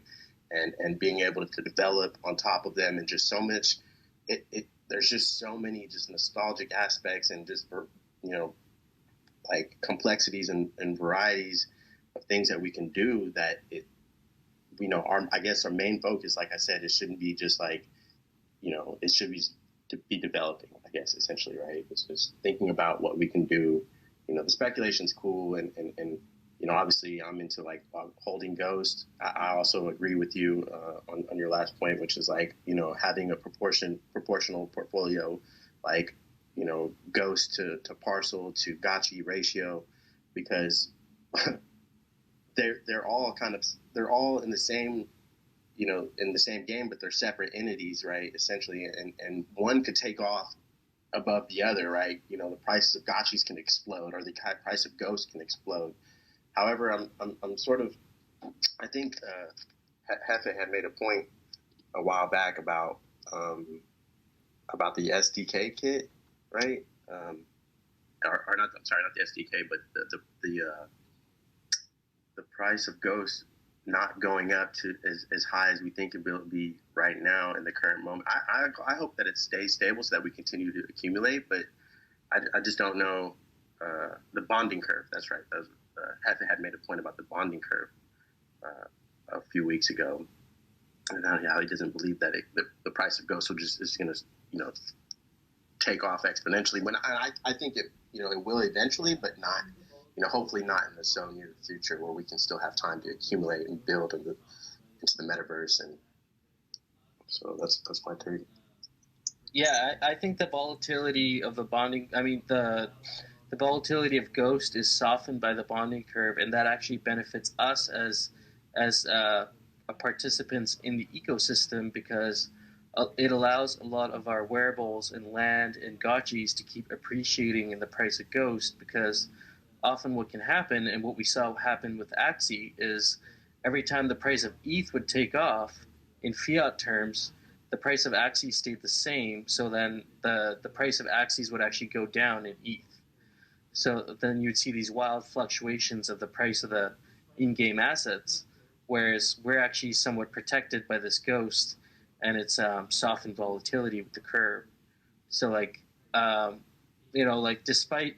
despite Ghost being double the price that it was a couple months ago, wearables across the board just keep increasing in price. A, because of the scarcity, and B, because it's not really being suppressed by like the price of Ghost going really high.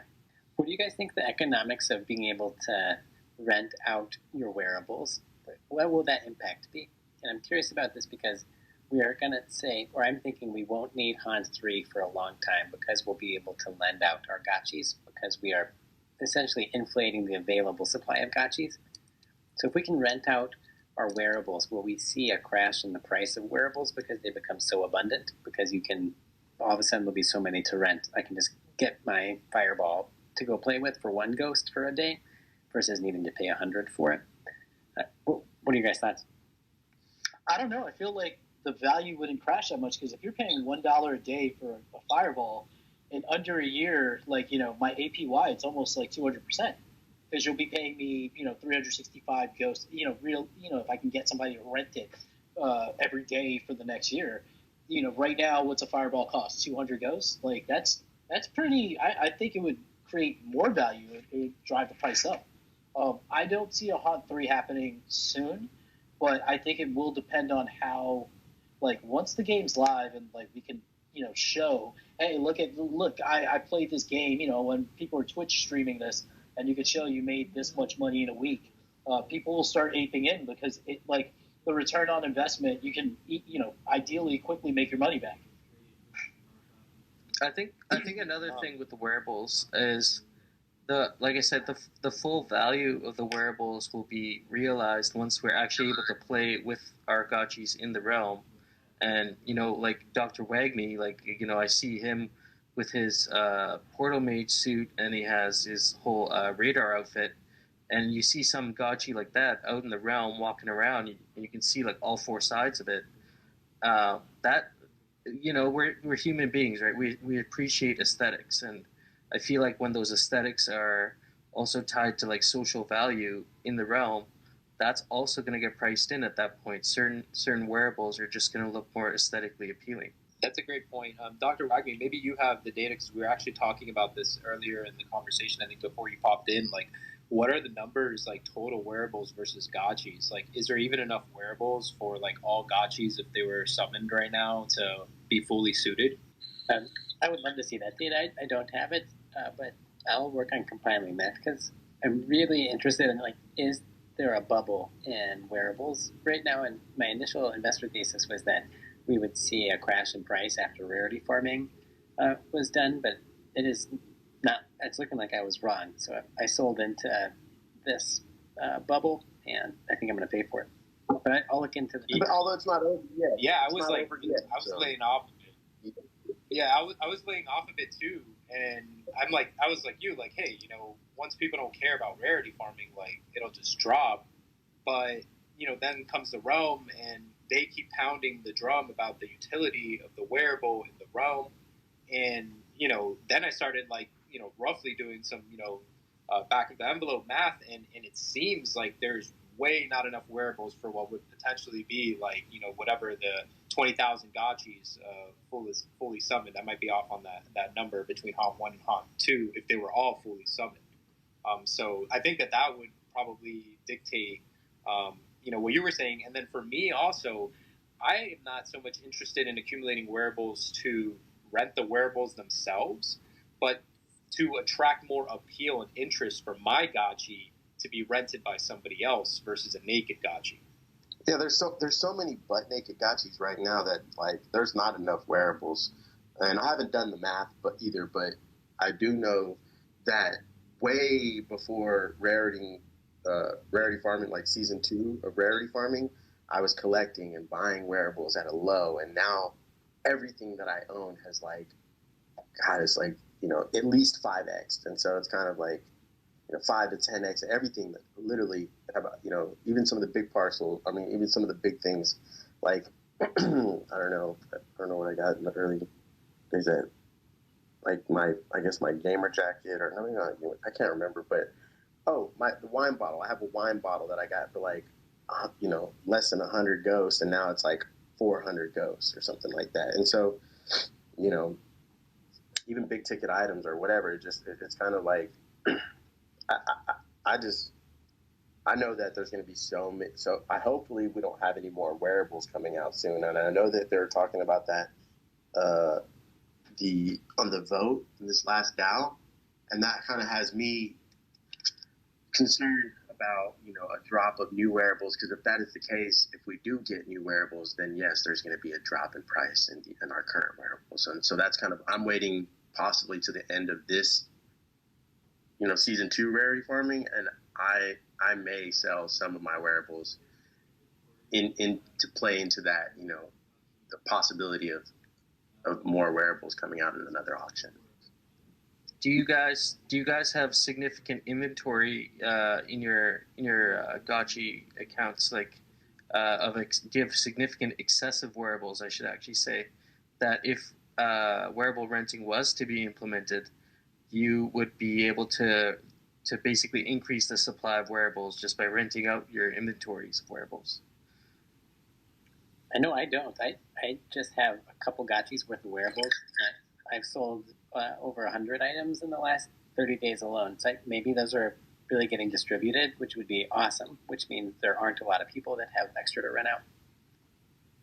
I see. I can't trust all my Gotchis. So, I mean, I've got a ton of wearables, but not enough.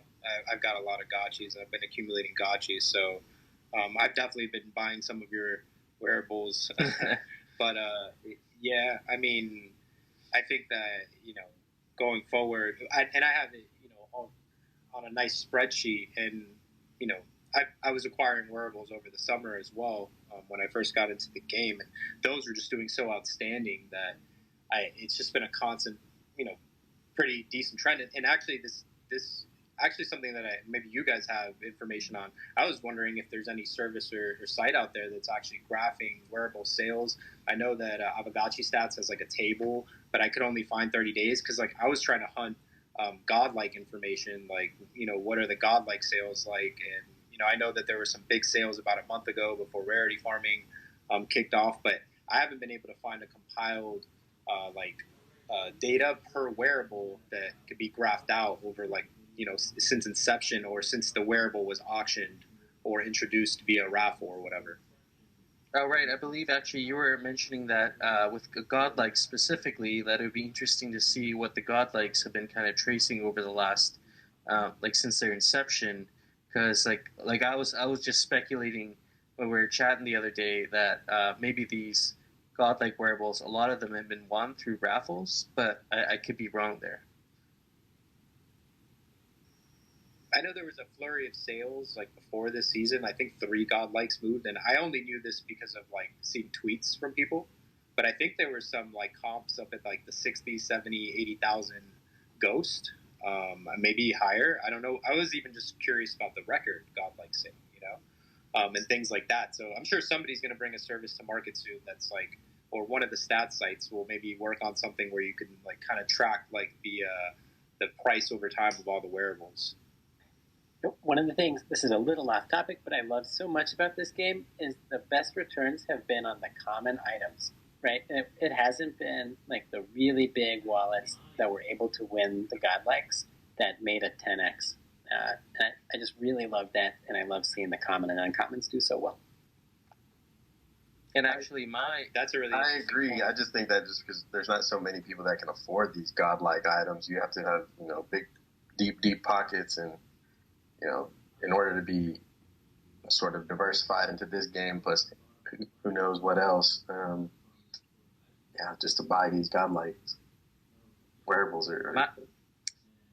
My initial thing was I went out and bought a whole bunch of commons and uncommons, so I do have quite a large inventory of just wearables, and I've been just blown away at the value they've increased over the last few months. My initial strategy was I was going to wait for wearable renting and then actually just try and make my cost basis back for what I spent on my wearables. And then at that point, see if I can, and this is a long-term strategy, but then at that point, see if I can get rid of some of my wearables I've done really well once the value's been fully realized, meaning I know exactly if the item has utility and the aesthetic appearance and the social value in the realm and guilds and all that. And then at that point decide, all right, well, how many of these wearables can I consolidate and get myself a mythical item or a legendary item? But I mean, I'd just be kicking myself at this point if I was to to let go of my wearable for some liquidity, unless I really needed the liquidity, right? I mean, life happens, but if I don't need the liquidity, I actually prefer to have it locked up in the wearable, especially like you said, Dr. Wagner, if it's one of these lower cost but higher quantity wearables, but still very scarce. Because what is a thousand common items when you have 25, 35, 40,000 gotchis? It's nothing, and somebody that has 50 to 100 of those like controls 10% of the supply. Yeah, it's pretty nuts. It's very, very interesting. Have y'all seen Felon's little army? Have y'all gone and checked his little? I think I might have mentioned this before, but I just love how he has like an entire army of just like camo hat and pants with the grenade. I think someone a while ago bought like 50 camo hats in like one transaction purchase, and I wouldn't be surprised if that was Felon. Yeah, he's gonna have like a little army in the game, which is pretty cool. Like that might just drive. If you think about it now, just the idea that him alone has like, okay, he has all his like godlikes, right? And then like if you look to the rest of his wallet, he's got just like 50 gotchis that have just like camo hat and pants with like a grenade in their hand or double fisted grenade. So I feel like those presumably he's not going to sell those, and that might just drive the price up because there's a lock on the scarcity. I'm looking at his wallet now, and it's insane. He has 187 gotchis. He has 2 in the top 8 in terms of BRS. And then he does have, he has a crazy amount of gotchis in camel gear, but also with the steampunk mask, which is interesting. But he has a ton of gotchis. And he pets all of them. There are a lot of over 500 gotchis that he has. And his wallet is not the biggest by far. I've seen some that have like 1,000. I've seen some wallets like with 1,000 gotchis in there, literally. Yeah, that's Yannick. Yannick has, I think, like 1,300. God. It'll be interesting to see this. So I actually brought this up in the Hangout the other day. I want to do an inaugural Gotchi parade throughout the Citadel when it first launches, and have like all the Gotchis dressed up in their like guild insignia, and like maybe Felon can show up with his army, and we can like all take our Gotchis and kind of do like a lap around the whole Citadel as like an inaugural kind of thing. Well, I think the issue would be that because you can only play the game with one Gotchi at a time. So I have 17. Only one's gonna make it to that parade unless I set up like 5 computers and try to finesse it. And we could be able to take a snapshot photo or something like that. That'd be nice to get everybody at least one time before all the mayhem starts. Because right now everybody's friendly, right? But that's what we like. And it's supposed to be obviously a game where everybody's just farming and all our Alchemica and all these deposits. But there has to be, and there is no feature where it's you versus me or a battle or anything like that. And there will be on the outside of the Citadel, but within the Citadel it's supposed to be everybody's friendly. But that's just right now. I have a feeling that it's going to get competitive, and before everything gets popping, I say we take this one photo shoot right on the yard basically. Yeah, get all the OGs in too. Pre-war, pre-war. But I actually had this idea I got from one of my parcel names. The parcel name is Farmer Protected Globally. And I just thought the other day, I'm like, man, it would be cool to have a dispute resolution center in the Citadel for, these guilds or individual gotchis that have real disputes over Alchemica. Because, Alchemica spills over and stuff. We're definitely going to have rogue gotchis that are going around to maybe places where they're not supposed to be collecting Alchemica, and there might have to be some agreements between guilds and stuff. So, to have a dispute resolution center would be great. And Dan actually brought up there's a protocol that already does this dispute resolution called Clarios. And I'm thinking it'd be kind of cool to have an NPC, a DAP NPC that's a dispute resolution gotchi. So you go to this gotchi and you submit all your whatever your dispute is, and then the other party can submit their dispute, and then it's kind of mediated through this protocol. So It's I a think, Solomon Gotchi, like King Solomon Gotchi. yeah, exactly. Yeah, I mean that'd be cool. There should be a marriage counselor Gotchi. There should be like someone's gonna have to open a bar, and we have like some NPCs like because we're gonna be able to text chat. So like you come to the bar, you to the tavern to get a drink, and you're just kind of telling the bartender about the grief you're getting from your boss. Like that kind of stuff.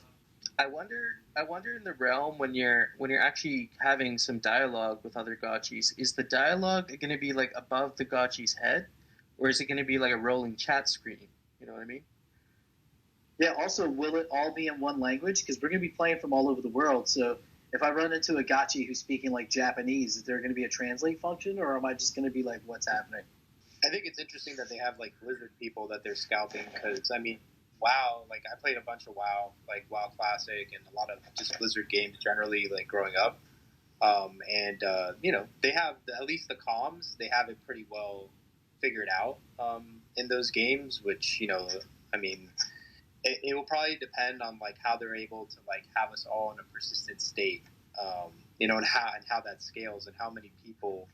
They might have to have layers of the Citadel depending on how many people are on at once. I think it's sometimes I like feel for them because I'm like, man, this game's going to be huge, but like, there's probably no way they want it to blow up fast because I mean they're innovating on the edge, and just being on like Matic and Polygon, and there's so many interesting things that they have nothing to compare against and like kind of guide them. But if they do hire good Blizzard people, like I always felt that WoW chat is pretty good, and like the whisper system and like being able to like DM someone privately, like kind of like almost like from a command line interface, but one that's like still mostly digestible by people that aren't like programmers and stuff. I think you have a really good point on that. Just because I think that just the developers that they're gathering and the team that they're working with, they're trying to make it to scale it, right? And this could be one of those. I'm just sometimes I just take myself. I think about the theory and the decentralization and just the whole aspect of all of it and how explosive this could be, and probably one of the premier blockchain play to earn games out there. I mean, there's so much talk and speculation about metaverse projects, but the actual like implementation and how close any of these projects are to as this one is, right?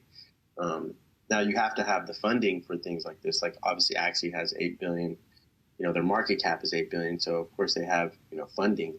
They're fully funded now, right? And I'm sure that they're working around the clock on the development and implementation, but so is Gotchi. And I think I forgot if it was Hefe who put out something on Twitter a while back as far as like development on like specific games or metaverse, and I think Gotchi was like up there like top 3 or 4, and the market cap for Gotchi, right, versus like some of the others metaverse projects are complete insane. We're down like 300-400 ranking, and we have so much development in place and implementation already. Yeah, I'll tell you where like onboarding wise, like maybe you guys have had different experiences, but for people that like aren't too into cryptocurrency, like I think that the abstraction of like a layer 2 is like a hard thing for somebody to understand for some reason. I don't know why. I don't think it's complex, right? Like, but obviously I'm being like biased, but like even people that like mess with regular NFTs, I was like, yeah, like first you just gotta like come over to Polygon, blah blah blah blah blah, and like boom, like I lose them a bit. You know what I mean? And I think that talk about it, but I think that like having direct USD access to Matic on Polygon that's already bridged and can just like show up in your MetaMask is going to be really great. And then MetaMask and these wallets stepping up and just like already like loading with like the Matic network and an RPC, ready for like the wallet, and not have to have somebody manually go add the Matic network, which I think is like crazy. Because for me personally, it's the only thing that's really going to save Ethereum, like, and keep these kind of applications that require like massive amount of microtransactions like in the ecosystem. Yeah, see, we were talking about that in a space that I was in earlier about the idea that it needs to become easier because people get afraid of having to set up a layer 2.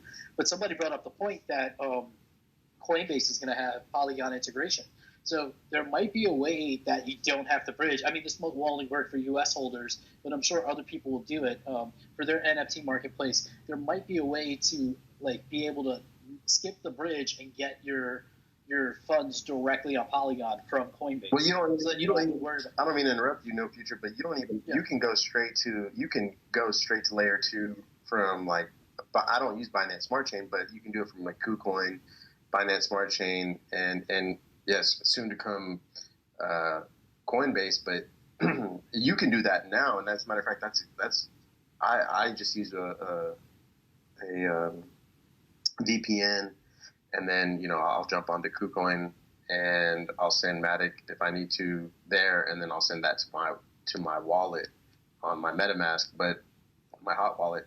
But I do agree with Master as far as like people being, the abstraction of like understanding layer 2 and how it works. And there's so many people, and that's the reason why there's not as many even wallets on OpenSea also as well. It's like, it's not, let alone layer 2, just look at OpenSea, right? And look how many applicants on like the first 24 to 40 hours on Coinbase just for NFTs alone. There was like 1 million after the first and like 2 million after the second day applications. Yeah, I agree with that. Like even Web3, like login, like via like an extension or like your mobile app is like still a lot for people to digest.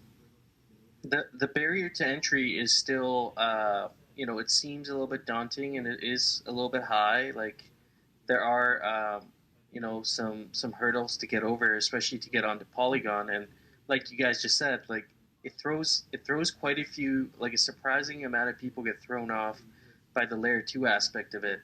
And so like as soon as I think there's an option to kind of bypass that bridging option and be able to get your, let's say your USDC converted to Ghost and then on Polygon, that's going to open the door, like it's going to open the floodgates for people that really just want to get in on an NFT game. But then at that point, it's like those people that were complaining about how hard it is, now they're going to pay a much higher price because it's a lot easier to get in on the game. So like we despite what we might all think here, like we all kind of did pay somewhat of a price to like figure out how MetaMask works and figure out how bridging works. And I know personally I've lost like a little bit of my own funds kind of messing some things up earlier on, and luckily it wasn't that much, but like I still kind of had to learn the hard way, and we're all being rewarded for it now because we are the innovators. We are kind of the early adopters in this game. Absolutely, and just in crypto in general. I mean, I don't know if any of y'all were able to, were eligible for some of the ENS airdrop. I got about 100 coins, and well, that's worth about $6,000 right now, and it went as high as like eight grand. A friend of mine had got 170, and it was worth like 14,000 or something at one point. And I think that hopefully in the near future, MetaMask maybe comes out with their own governance token, and maybe we'll get an airdrop for that. OpenSea also as well. Just being early in crypto, it comes with like, I don't know if y'all are familiar. There's this website called gas.wtf. Go ahead and go ahead and check out. See if you type that in and check and see how much gas your wallet's. I think I'm like up to like 3,000. It's like a little over like half, and I'm like 0.6 ETH that I've paid in gas so far, just on doing transactions over the last like I don't know, 6 months or something like that. So. Yeah, I don't want to check that because I know mine's going to be super high. It's sick. It made me sick literally to see. I was pissed. I've participated in like my share of gas wars, so yeah, I won't be going to that stage. Are you, John? So John, are you holding on to your ENS tokens then, or are you gonna sell them for a profit? I'm holding on to them right. Can you hear me? Okay. Yep. Yeah, I'm holding on to them right now. I'm a little. I don't know. I kind of think that the ENS project is going to be a blue check project. If Vitalik has Vitalik.eth and I feel like it's one of those things that's kind of like hard to re-implement, right? Like not hard, but at the same time, like it's sort of your domain name. So like anything .eth, right? The only thing, if you were going to try to copy it, like Binance Smart Chain copied, Ethereum, right? It would have to be like a .eth2 or .eth, or, it just wouldn't make sense, right? .eth is going to be the premier, URL for your wallet, for what it's going to be like your link tree for whatever, you want to plug and play into it, your websites, your YouTube, your whatever, your whole portfolio. And so I just think that, any copycats would just be hard to like, just it's not the implementation aspect, right? You can do it, but will it catch on, right? So I feel like it'll be its own blue chip in the sense of like, Coinbase or MetaMask or, OpenSea or anything else like that, Yeah, I think roughly a buddy of mine was telling me 160,000 wallets got dropped the ENS coin. So, like, all those guys are OGs, and some of them are whales, and without realizing it, I think Year in Finance did a similar kind of tokenomics drop to their early adopters, and like what's like 1 year in token now is like over 30 grand, I think, for a token. I'm not saying the same thing's going to happen, but just with that, I really like that tokenomics model of really just rewarding the early adopters, and then you guys are basically the early token holders of the project. And so as a project grows, and like you said, as it gains more and more of a foothold as like the de facto address for crypto, they'll become like .com. Like everyone uses .com for Web 2. So for Web 3, I'm wondering, is it going to be like .eth for everything? I think it will. I think I actually, it's hard to see, all the, anything else come up in the shadows and just overpass it. And at its current, I mean, I have not actually, I have it pulled up. I think it's sitting at like $57 right now, and its market cap is, and it still has such a low market cap, about $1 billion market cap, and its rank, last time I checked, it was like 150 or something like that. I just feel like, it has a lot more room to grow. So I may hold on to it for the speculation aspect, but I've already delegated my votes to one of the biggest like contributors to the project. I think his name was Brantley or something like that, Brantley.eth. And just because I know that Coinbase is going to have, a huge, also that's another thing is it will likely be listed on Coinbase, which will have a Coinbase effect, right? Which will drive speculation up. I don't know at what point I'm going to sell it. Probably at the 150-ish area. And that's just, in my head, because I think I have other, I'd like to take the money and move it around into projects that I'm more interested in. That I Some can more Ghost. Yeah, basically that's really what it all boils down to. I buy more Ghost because I genuinely have fun in Gotchi, right? Whether it's like buying wearables, buying more Gotchis, buying Ghost, parcels, investing in the whole ecosystem. Like I'm fully invested. You know what I mean? I just, it gives you a task, right? And then now I'm thinking about, different things that I can do for as far as like implementation on like a game. Now, what can I do to develop or build into the ecosystem as well? So it's like I'm becoming a contributor of this metaverse, right? Of Gotchi metaverse, and I will be, right? And so that's kind of and there's just so many things that I'm working on myself personally to like be invested into it as a developer, as a contributor, that it just only makes sense, right? Why it's like Elon Musk or any CEO of any company, they hold a huge stake in the company because they believe in it and they work in it, and they typically don't sell it, right? They just want to accumulate more, and they know the potential of it, which is insane because a lot of people were shorting Tesla, and some of the big hedge funds, and a lot of people were shorting Tesla, and Elon was steadily just accumulating shares, and he knew something everybody else didn't, and so it burned a lot of people, you know. But I think you're totally right on this. Where like there's this new paradigm of let's like reward people who are personally invested in this thing, and let's reward people who are personally investing in themselves to like build things within this ecosystem. I'm right there with you. Like it's my goal to be a Web3 developer, and I'm working towards that goal by like acquiring the skill set now. But like I personally feel invested with Aavegotchi and how I've all these crazy ideas that I want to actually implement once I have the skill set, and it's that wanting to implement those ideas that that's what pushes me to get down on the computer and spend hours and hours trying to learn how to code. And eventually I've been looking at, just like you, looking at maybe getting some formal education around that, because like I feel this personal investment just growing over the last couple months, and it helps when you're also getting rewarded from the project too, because it's like it's a positive feedback loop, right? Exactly. And full disclosure, honestly, I started late in the game, brother.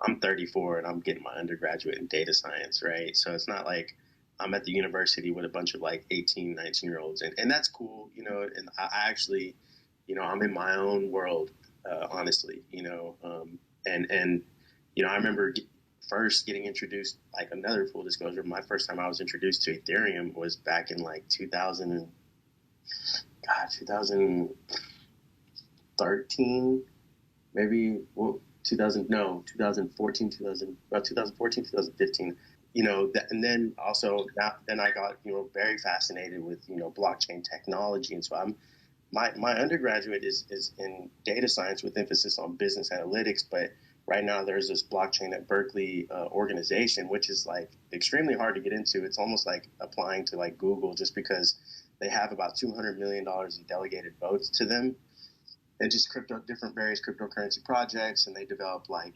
dexes, and there's so many classes. There's not very many universities that have like actual classes on, blockchain technology. And this next class that I'm taking next semester is NFTs and metaverse. And then there's like a blockchain for developers. There is I don't know if you've ever heard of crypto zombies. Oh yeah, I've been using crypto zombies. Oh, okay, cool. Yeah, that's actually one of the things that a lot of people in this organization that I'm trying to get into. I'm not in there yet. I didn't apply this semester, but I'm going to apply next semester. It's pretty competitive to get into. Plus, there's a little bit of like favoritism going on. You have to know somebody who knows somebody, it seems like, and I don't know anybody. But I'm just the way I see it is just like keep my head down, keep grinding, learn. Performance kind of like weighs heavy. And if you're a badass and you can do it, then there's no way that they can just turn you down. You know what I mean? In my head, like.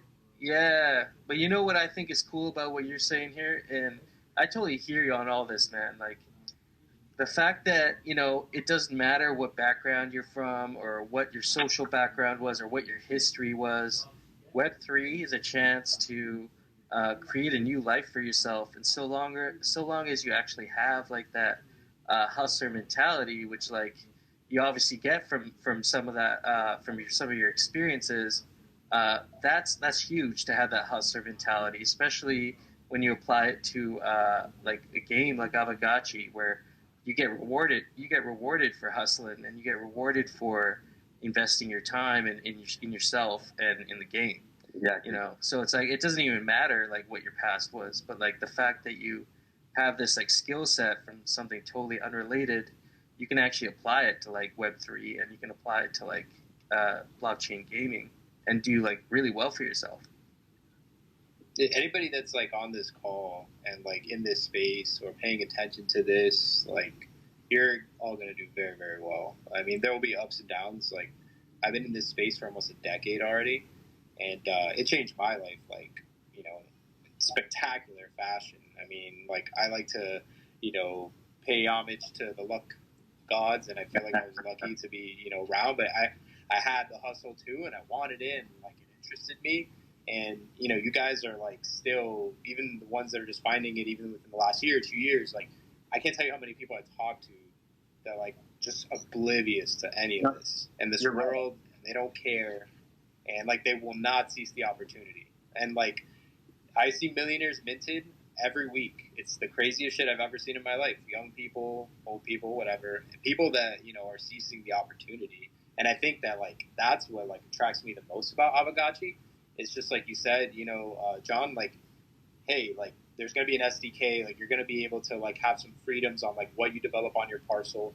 You can develop services, you can develop dApps. Like the Aavegotchi community is going to grow. You can make money and do something that you're interested in and interact with people like all over the world. And then even deeper, there's like the fact that like, blockchains in general like allow for this mass coordination without centralization and without gatekeepers. And like you guys said, it doesn't matter like your ethnicity, like where you come from, where you're born, your socioeconomic status, like everybody has the same opportunity to come and like take a whack at it, and like carve it out, because there's a lot of stuff going on. Like it's no longer like, like super like niched and like only Bitcoin and like only like, decentralized sound money, which is all a very wonderful thing. But there's so much like variety now that there's a lot of places that if you specialize, you can do extremely well. So it's like, it's really awesome hearing you guys like talk about this. And like, I feel like an old guy like in the space now. I'm still relatively young, but I've seen cryptocurrency evolve, and like I could never have imagined like even 5-6 years ago, like, I'll be up in like a chat talking about like, this NFT that has like cryptocurrency inside of it, like a savings that's earning income that allows me to like coordinate with community to like deploy funds to try to code up applications to make money. Like I think that maybe the Gotchiverse will make multiple millionaires, not even just from like people playing the game, but like people making services. Absolutely. Any application you develop on top of this, any like, as long as it drives traffic, like any application, just like in real life, right? I don't care if it's like a social media platform or whatever, right? Any application you develop that drives traffic is going to yield, profits, right? And anywhere in the Gotchiverse, there's going to be so much of this harvesting Alchemica, and people are just going to be like spending left and right, that if you have one thing, all you need is one that just does really well. Aavegotchi will yield millionaires, period. Like, That's great advice, man. That's great advice. Just like you said, focus on one thing and just do it really well, and you'll be rewarded for your efforts. So remember, if you see my homeless people are Gotchi going to look at y'all like you're crazy. Like they're going to look at you like, what are you talking about? Like you're an alien. And just like keep going. Like I used to be ridiculed for Bitcoin like 2013, 2014. Like people would look at me like I was the craziest person in the world. Like, like what are you talking about? And like even now when I talk to people about Aavegotchi, and like even after seeing my success over the years, it's still like, what are you talking about? I'm not going to go like touch something called Aavegotchi. Like ours, like, all right, well, I mean, like, I can't help you any further than I guess, friend, but yeah, man, blockchain, cryptocurrency, where it's at. I always tell people like if you're thinking about like a career change, this is what I'm saying. So like I have a daughter. She's 15, right, and she's a freshman in high school. And I'm really trying to see. The funny thing is, at Berkeley, even right now, like you'd be surprised how many CS majors and computer science like savants, gurus don't understand the fundamentals of blockchain technology. It is insane. I promise you. Like at one of the most like Berkeley is cutting edge when it comes to like computer science. We're up there with Stanford, right? Yeah, I've been out there. It's beautiful. It's insane. How many, like I could just ask a random computer science major, right? And these kids are, CS majors at Berkeley. They go hard. I promise you. And it's like, hey, can you tell me a little bit about blockchain technology? And they can't tell you much more beyond just like Bitcoin, right? And not even maybe the fundamentals of like how it works, right? Or even, obviously Ethereum is the best thing since sliced bread, it being like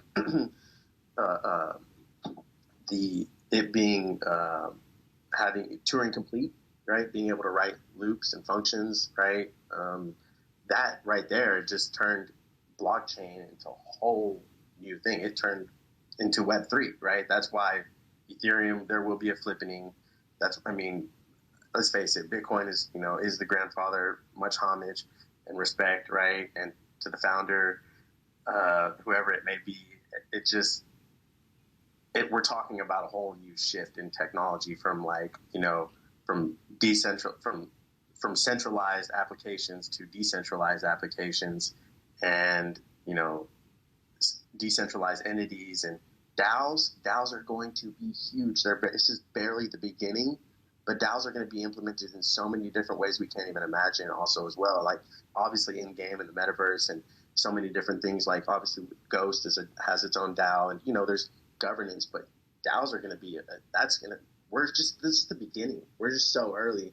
It's just the beginning. So I'm kind of interested to see how essentially what we're talking about is theory, right? And the whole theoretical aspect on how all this is playing out. We are in a revolution. It's a tech revolution, and we're like, this is probably, it's like basically going back to the 90s, right, before the dot-com boom, where people just were developing applications. Now we are in a boom, right? The stock market is at an all-time high. Cryptocurrencies are at all-time highs. If you think about Christie's and Sotheby's and art auctions, art is selling at all-time highs. Like we are in probably one of the greatest runs we'll ever see in our lifetimes, right? I would argue, I would go actually one step further. I study history just like as a hobby on the side, and like you can learn a lot from looking at the past, obviously. And when I look at the past and I look at where we are at now, this almost really looks like even bigger than that. Like I think it's like a renaissance, like culture is getting overturned, governance systems are getting overturned, just because like the legacy systems are just so fucking old and outdated and so flawed that we're at a point where this has kind of been a long time coming. And I would argue that we probably haven't seen anything like this for like the last few lifetimes. Never mind just like, I mean, for sure, like the last 100 years. It's printing press like level of like a paradigm shift. Like, oh, we can like share like books and words like on paper, like that. Like we're like, I sometimes zoom out really far and like approach it from like a sociological level. Like it's just where we have a communication medium that like we can all use to organize, right? Like whether it's Bitcoin and everything that's spawned, from it, and like we're only scratching the surface of like the cool shit that we're gonna do. Well, it's because it's technology and just in general, like everything has been able to. I mean, you're able to learn at an exponential rate because of technology.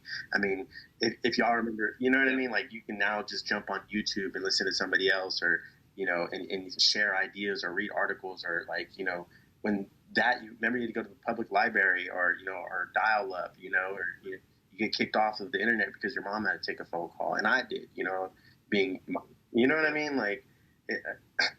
Yeah, I'm not too far in age from you. I'm all right. I'm right around you. I have kids, and I see it's a whole different vibe now. Like it's crazy. The kids now are even like quicker, faster, and like immersed in bullying. So yeah, like all the Bitcoin stuff, like that's why Bitcoin was successful, because it formed itself and its identity like on the internet. And like that information dissemination was there, and I always dabbled in like altcoins and all sorts of stuff. In the early days, it had merit to focus, because many of us didn't even think many of us had saw like the impact of this technology and what was capable. Even just thinking about how the IRS would look at it, or like how the governments would look at it, or how China, and going through all that stuff, it was like, shit, if we could even sneak Bitcoin through, like, we're good, But, like, actually, the best thing ever happened, which was, like, people were like, nah, let's, like, fork this in a million different directions and, like, all run with it.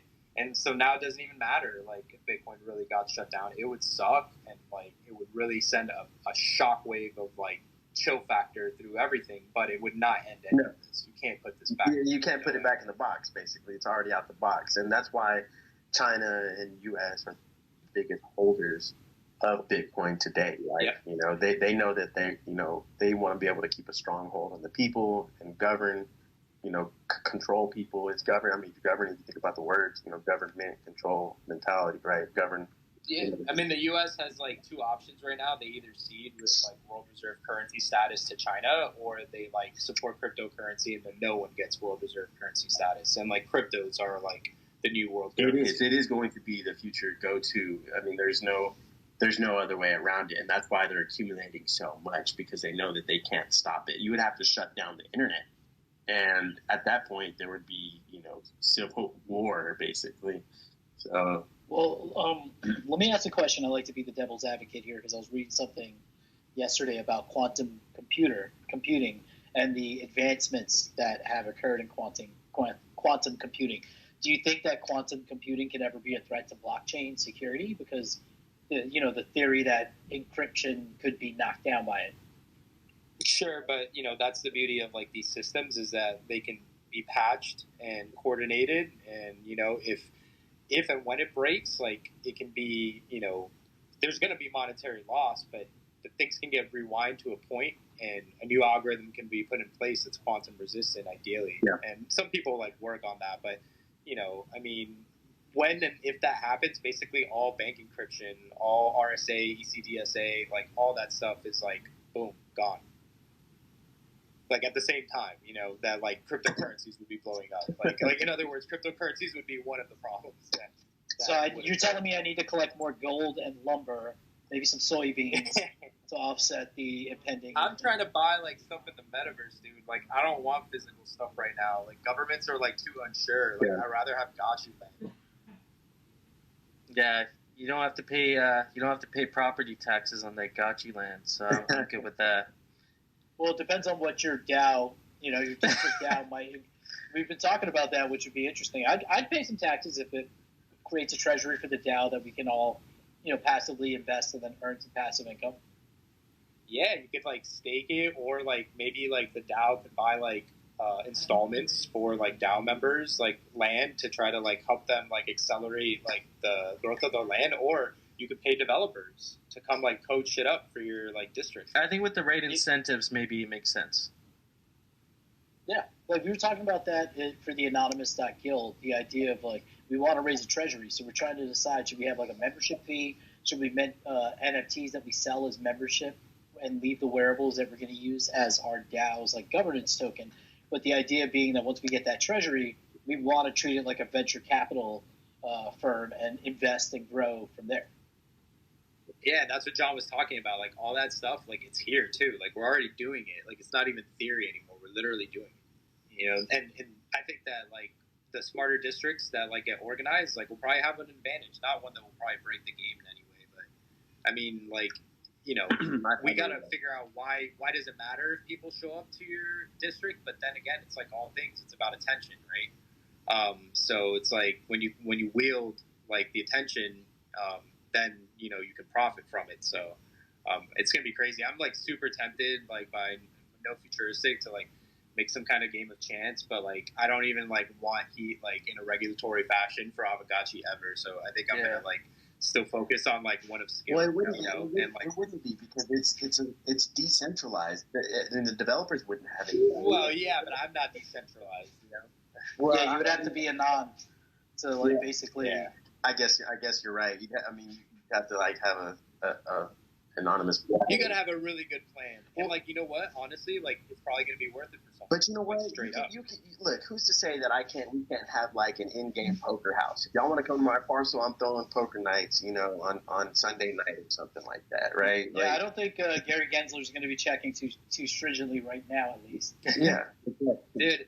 That's the crazy stuff. I always think about this stuff. Like, everybody's always worried and talking about the IRS. Like, some people, look, if you're in the space and you're in the industry and you're out there, like, you're probably going to have to, like, be a little bit more careful. But imagine, like, some of the IRS agents going to someone and being like, yeah, I bought a cool cat and I, like, flipped it for this thing called a dick butt, and then I put it into Aavegotchi, into Ghost, then I bridged it to, like, Matic, and then I staked it. And I did all this in like 5 hours. Like, so you tell me like what I owe. Well, exactly. And then you know what? They're going to have some type of forensic, analyst or it's a DDoS. It's a DDoS on the system. Yeah. But I think in 5 years, it doesn't even matter if you're prominent. Like, they're just going to get DDoS so hard, there won't be enough humans for them to hire to even like deal with this stuff. Like, some people trade 100, 200 times a day. Like, I just bought 15 Aavegotchi items. Like just the sheer volume is like, nuts. I mean, yeah.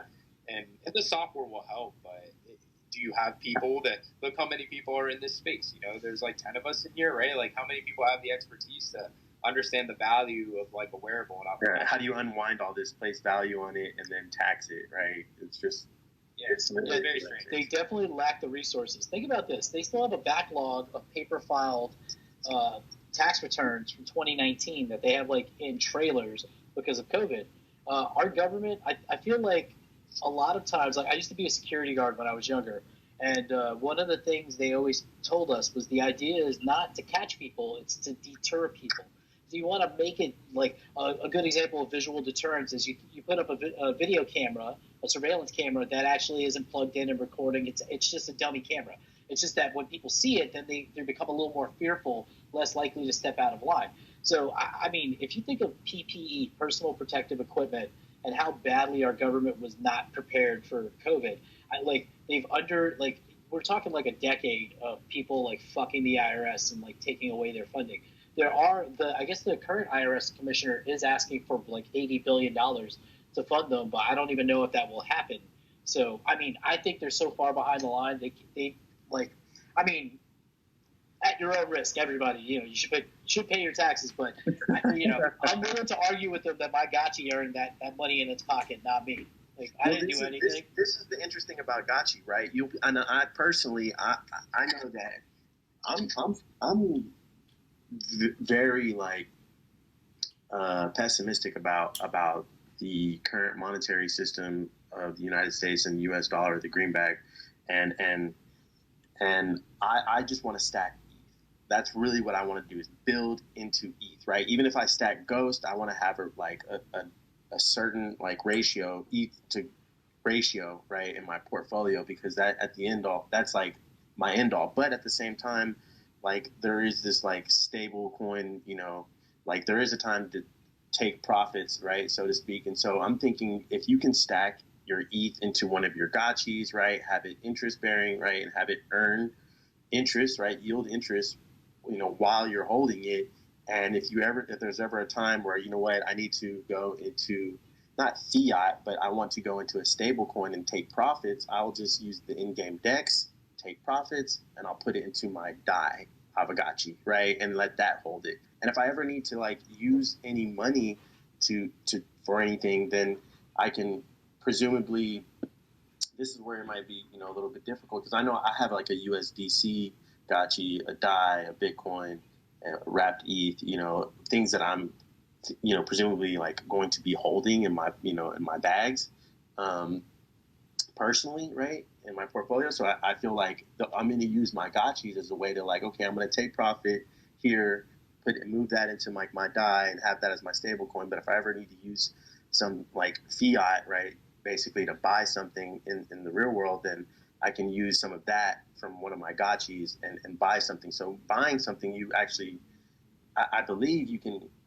there's that workaround of purchasing something where it's like you're not being taxed on things that you purchase, right? We're just talking about this the other day in one of my classes, my blockchain class, and somebody had brought up that question, which is, it's different if you like take profits and cash out to like your Coinbase wallet, right, into your bank account, versus like if you were to use your Coinbase card. I have one of those Coinbase cards where I can use USDC, I can cash out crypto into USDC and use that to do like purchases, let's say at a grocery store or something like that. You won't be taxed on that. You see what I'm saying? So there's little loopholes. Do you guys know if I'm assuming all of that ends up in the Aave protocol? Am I like understanding that incorrectly? So yeah, I mean, like when you Spirit Force. Yeah, all your Spirit Force is actually interest bearing on Aave as an A token. So say you have your DAI just chilling in your DAI Gotchi, that'll be earning whatever APY DAI is earning on the Aave platform. Yeah, that's nice. So I wonder maybe one day they can do something like, like John's saying, like, because like right now, obviously you put the minimum, and I didn't really quite understand that when I first got in. I was like, hey, do we put more or less? And then, I finally figured out, no, all you need to do is the minimum. But maybe they could incentivize like higher deposits and like return like friend Well, something. well, based that on, is like, that is, they are, your gotchis are little bank accounts. They're wallets essentially. They're individual little wallets for whatever Yeah, but like if you like wanted a stack in there, you're probably better off going straight to the Aave protocol. Is my guess. Like you would have a higher like interest. Okay. Okay.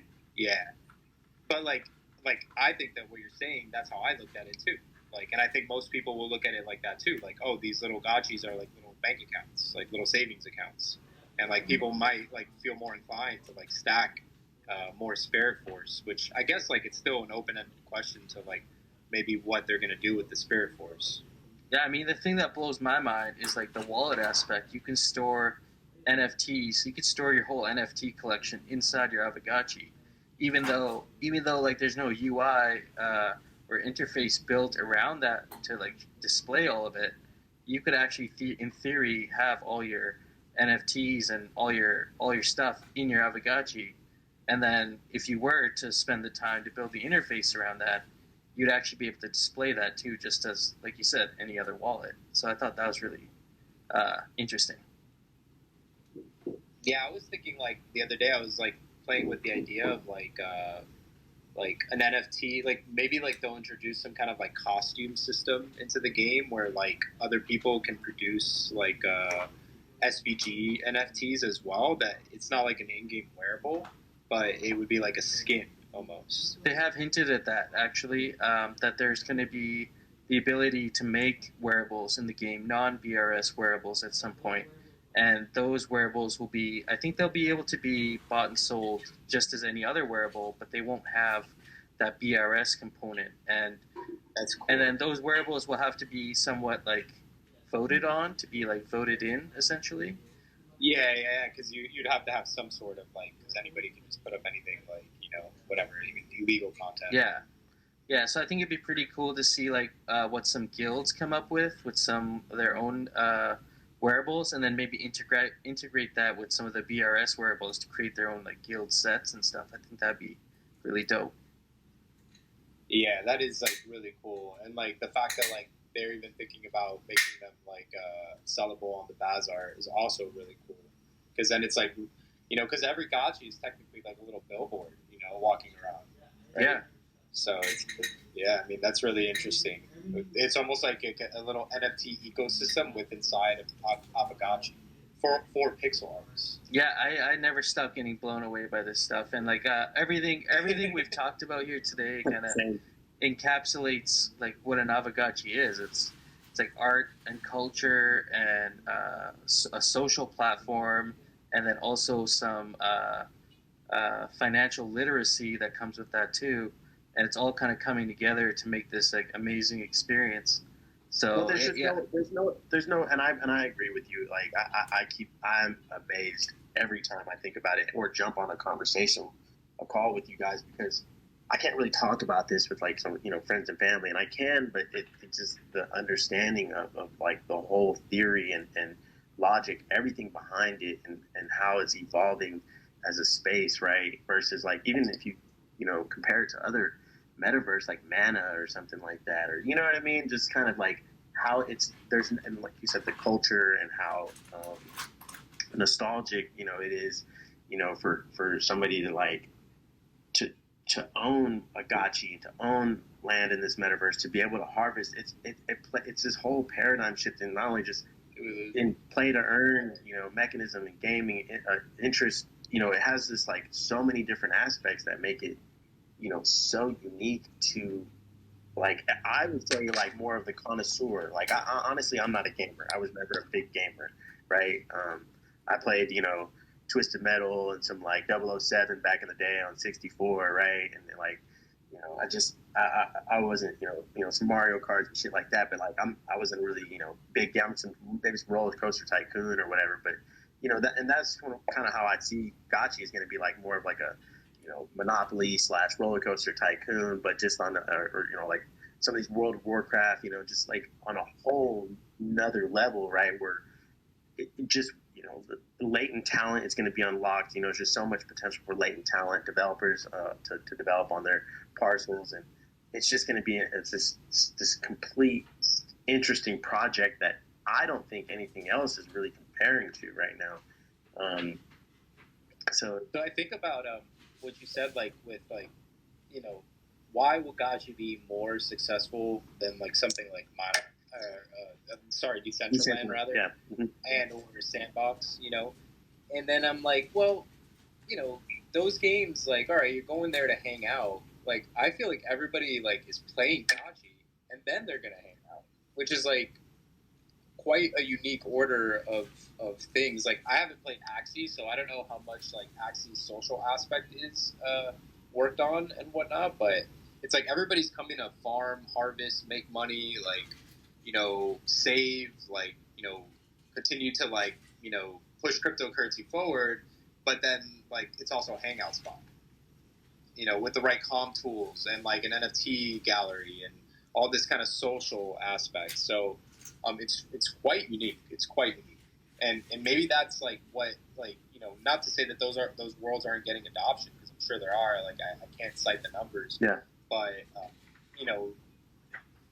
they don't have a game mechanism per se that's like a universal across the world. Like even Sandbox is like, all right, come over here and like everybody build your own game inside Sandbox and build your own world, which I get that too.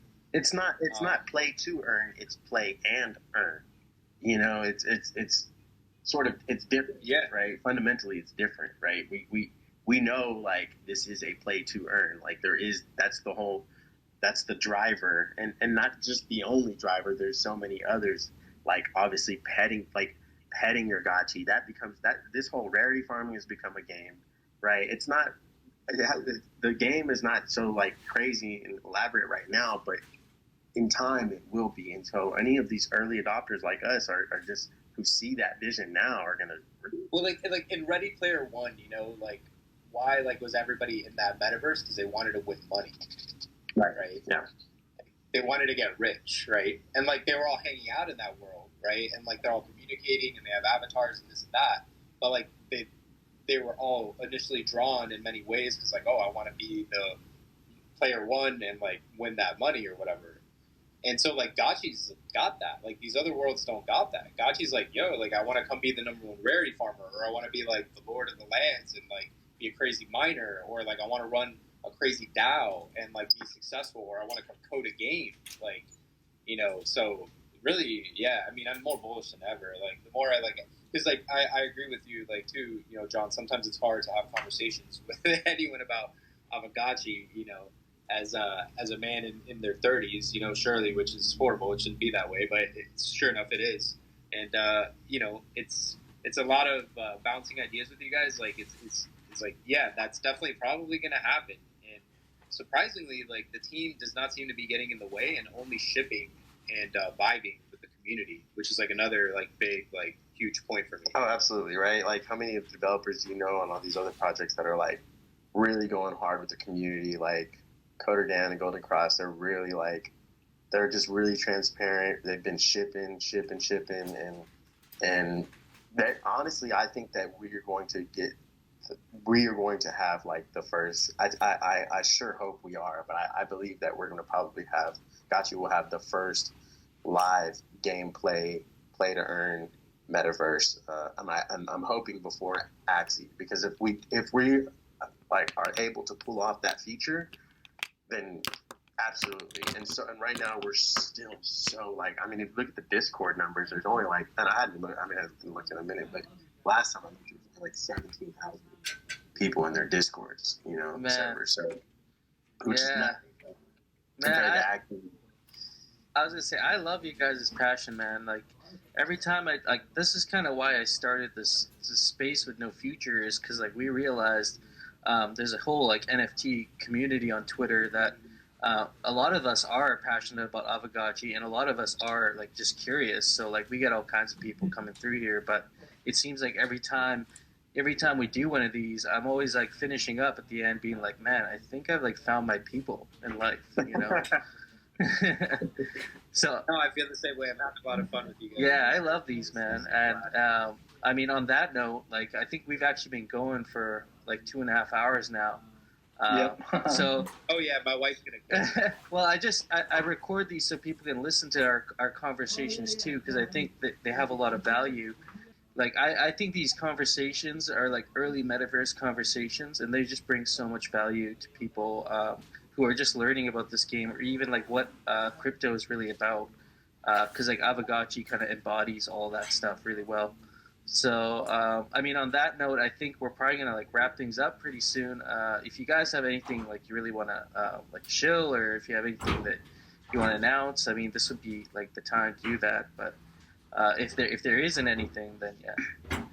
Just really quickly, I mean, I'm sure you're all already subscribed to my YouTube channel, but if you're not, Music City Gotchi Gang, the link is in my bio for YouTube. I mean, for Twitter. I'm trying to get to 1,000 subscriptions so I can get paid more money from the Aavegotchi team as part of the ambassadors program. So if you have a minute, go over there, make 5 extra accounts, subscribe to me, and then I'll be good. Music City what?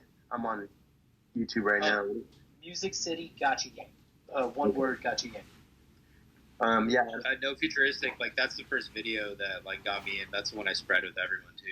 It's a little like now so much has happened, that like in 6 months, like it's dated, but I still send everyone in that beginner video. Thank you, man.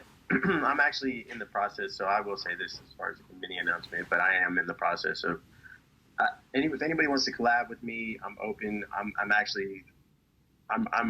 probably going to take the dive. I've always kind of been a little bit leery about starting my own YouTube channel, but I'm ready to do it. I'm going to probably start like a Discord and a YouTube and start to put myself out there publicly, just because it's the internet and there's nothing like leverage when it comes to technology. So, and this is something that I'm very passionate about.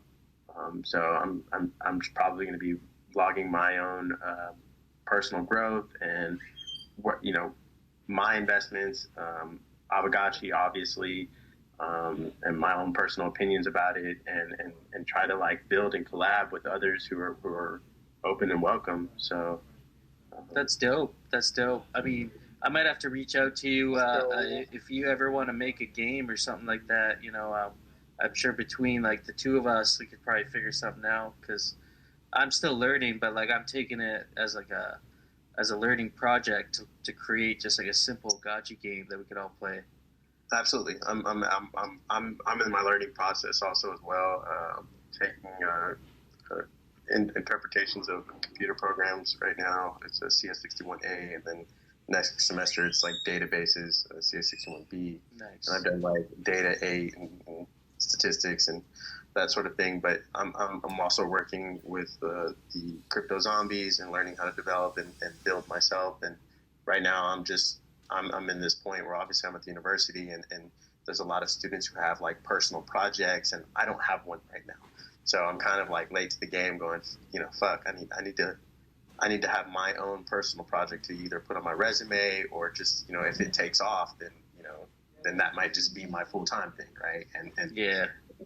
So yeah. It's staring you in the face, man. Right. Yeah, well, it was good hanging out with you guys. All right, fellas. Yeah, sure, dude. Have a good night, everyone. Everyone, have a good night. Thank you so much, Hefe. All right, peace out, fellas. Thank you, brother. Thank you, guys. Later. Peace.